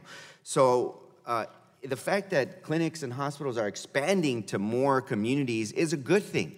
The fact that you're bringing in patients that otherwise, or oncology clinics, for example, that otherwise would be inaccessible through other healthcare systems into your mission-driven hospital is a good thing. So now your patients have access to oncology care. For example, the poor and struggling working families also get cancer. They also need the medications. They also need care. And I think it's misleading to insinuate that you decided to purchase a clinic so that you can dive into the 340B programs to acquire more money to then line the pockets of CEOs and leadership. So let me just ask you point blank. Did you do that? What was the reason for you purchasing some of these oncology clinics? Dr. Paulus? Yeah, as I mentioned just a bit ago, for us, it was a matter of maintaining oncology services in the region and getting those clinics available in the 18 diverse and mountainous counties. So keeping oncology services for the patients in your catchment areas that you want to serve. Ms. Veer? We don't operate oncology services. However, I will say the next to the last site that we opened was opened at the request of a local hospital, that 75% of their emergency visits were ambulatory care sensitive. And since we have, I can give the example of one patient who had 11 visits down to none. Well, yeah, I mean, you know, how do you measure the ability to use some of the cost savings to go into the community to provide nutrition classes, exercise classes, prevention, education for diabetics, knowing that by them participating in these programs, they will prevent going blind, they will prevent leg amputations, they will prevent costly renal insufficiency and hemodialysis. So how do we measure the true value of these cost-saving programs that allow you to do more outreach into underserved communities? And that's where the real problem lies. If we're just narrowly focused on uncompensated care, then we're missing the big picture here. So, you know, I think we need to expand services. We need to empower the clinics and hospitals to do more outreach into more underserved areas to provide more life-saving care that will help prevent rising costs for the emergency care that they're going to need if they don't get those services to begin with. Thank you very much. Gentleman yields back. Appreciate that. And now recognize Mr. Sarbanes of Maryland. Thank you, Mr. Chairman, and thank you for allowing me to participate in the hearing today. I want to thank the panel. Your testimony's obviously very critical, and you've, I think, seen that there's broad and deep support for the 340B program on both sides of the aisle. And I want to thank all of your institutions for the contributions you're making at the community level to address the situation of vulnerable populations and sort of change the underserved vulnerable populations into served vulnerable populations. I come with a very biased, in the positive direction view of Johns Hopkins and the role that it's played in Baltimore City, having watched that my whole life. I was involved, Dr. Royland, I think you said you started in 1990 at Johns Hopkins. So in 1989, when I returned to Baltimore from school, I became involved in a program in East Baltimore, a community-based education and health initiative. And one of the reasons the health component was so critical to that, and we were working with Dunbar High School and Lombard and Dunbar Middle Schools and other schools in that area that you're familiar with.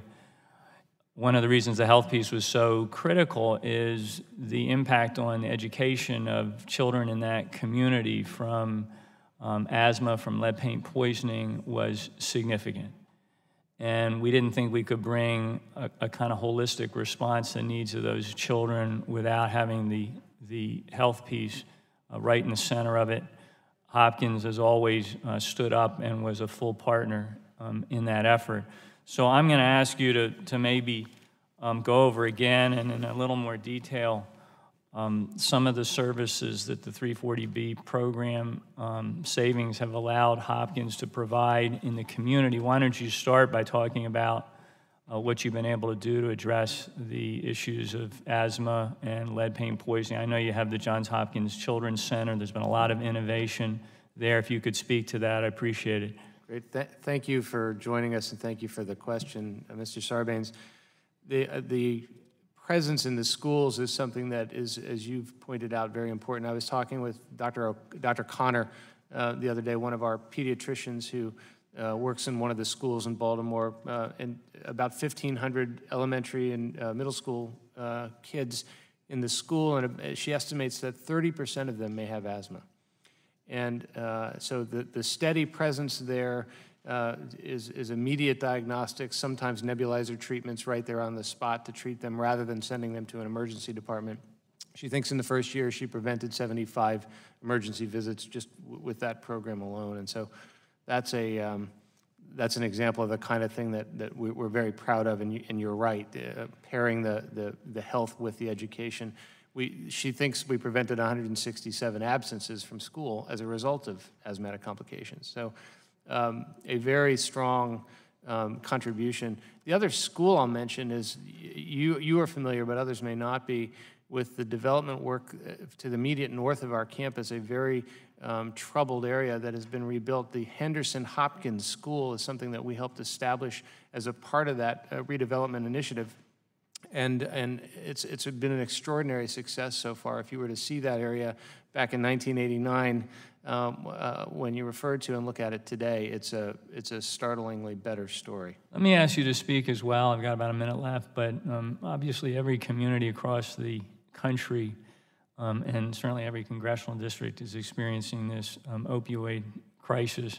Baltimore has very special challenges with respect to heroin and opioid addiction crisis.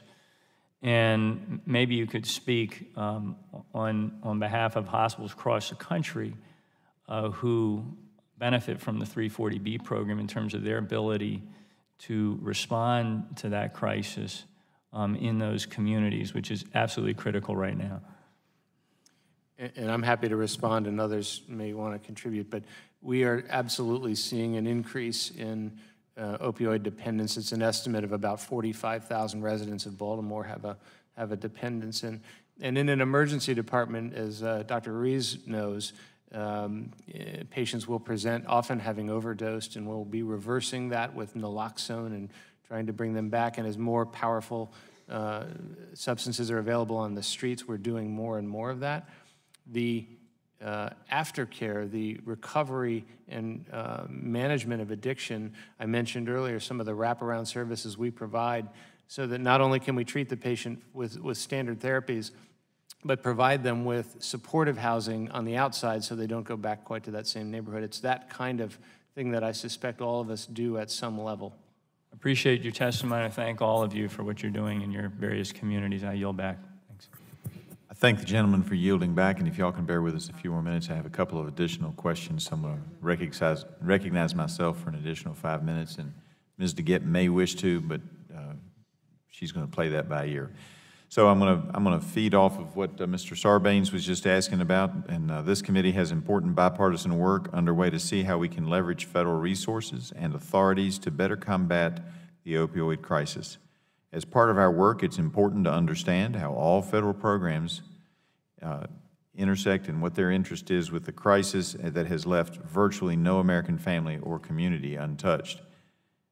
That being said, can each of you identify what percentage of the 340B prescription opioids represents as a percentage of your program, and can you detail for us what steps might be in place to prevent diversion or misuse of these drugs once they are dispensed to the patients? And I'll start with you again, Ms. Veer. And if we could be quick, because we are all... Sure. I don't have the exact percentage, but I could provide that in writing. Okay. I can tell you that we use some medication management contracts with our patients. We do standard drug testing to make sure that it's not being diverted.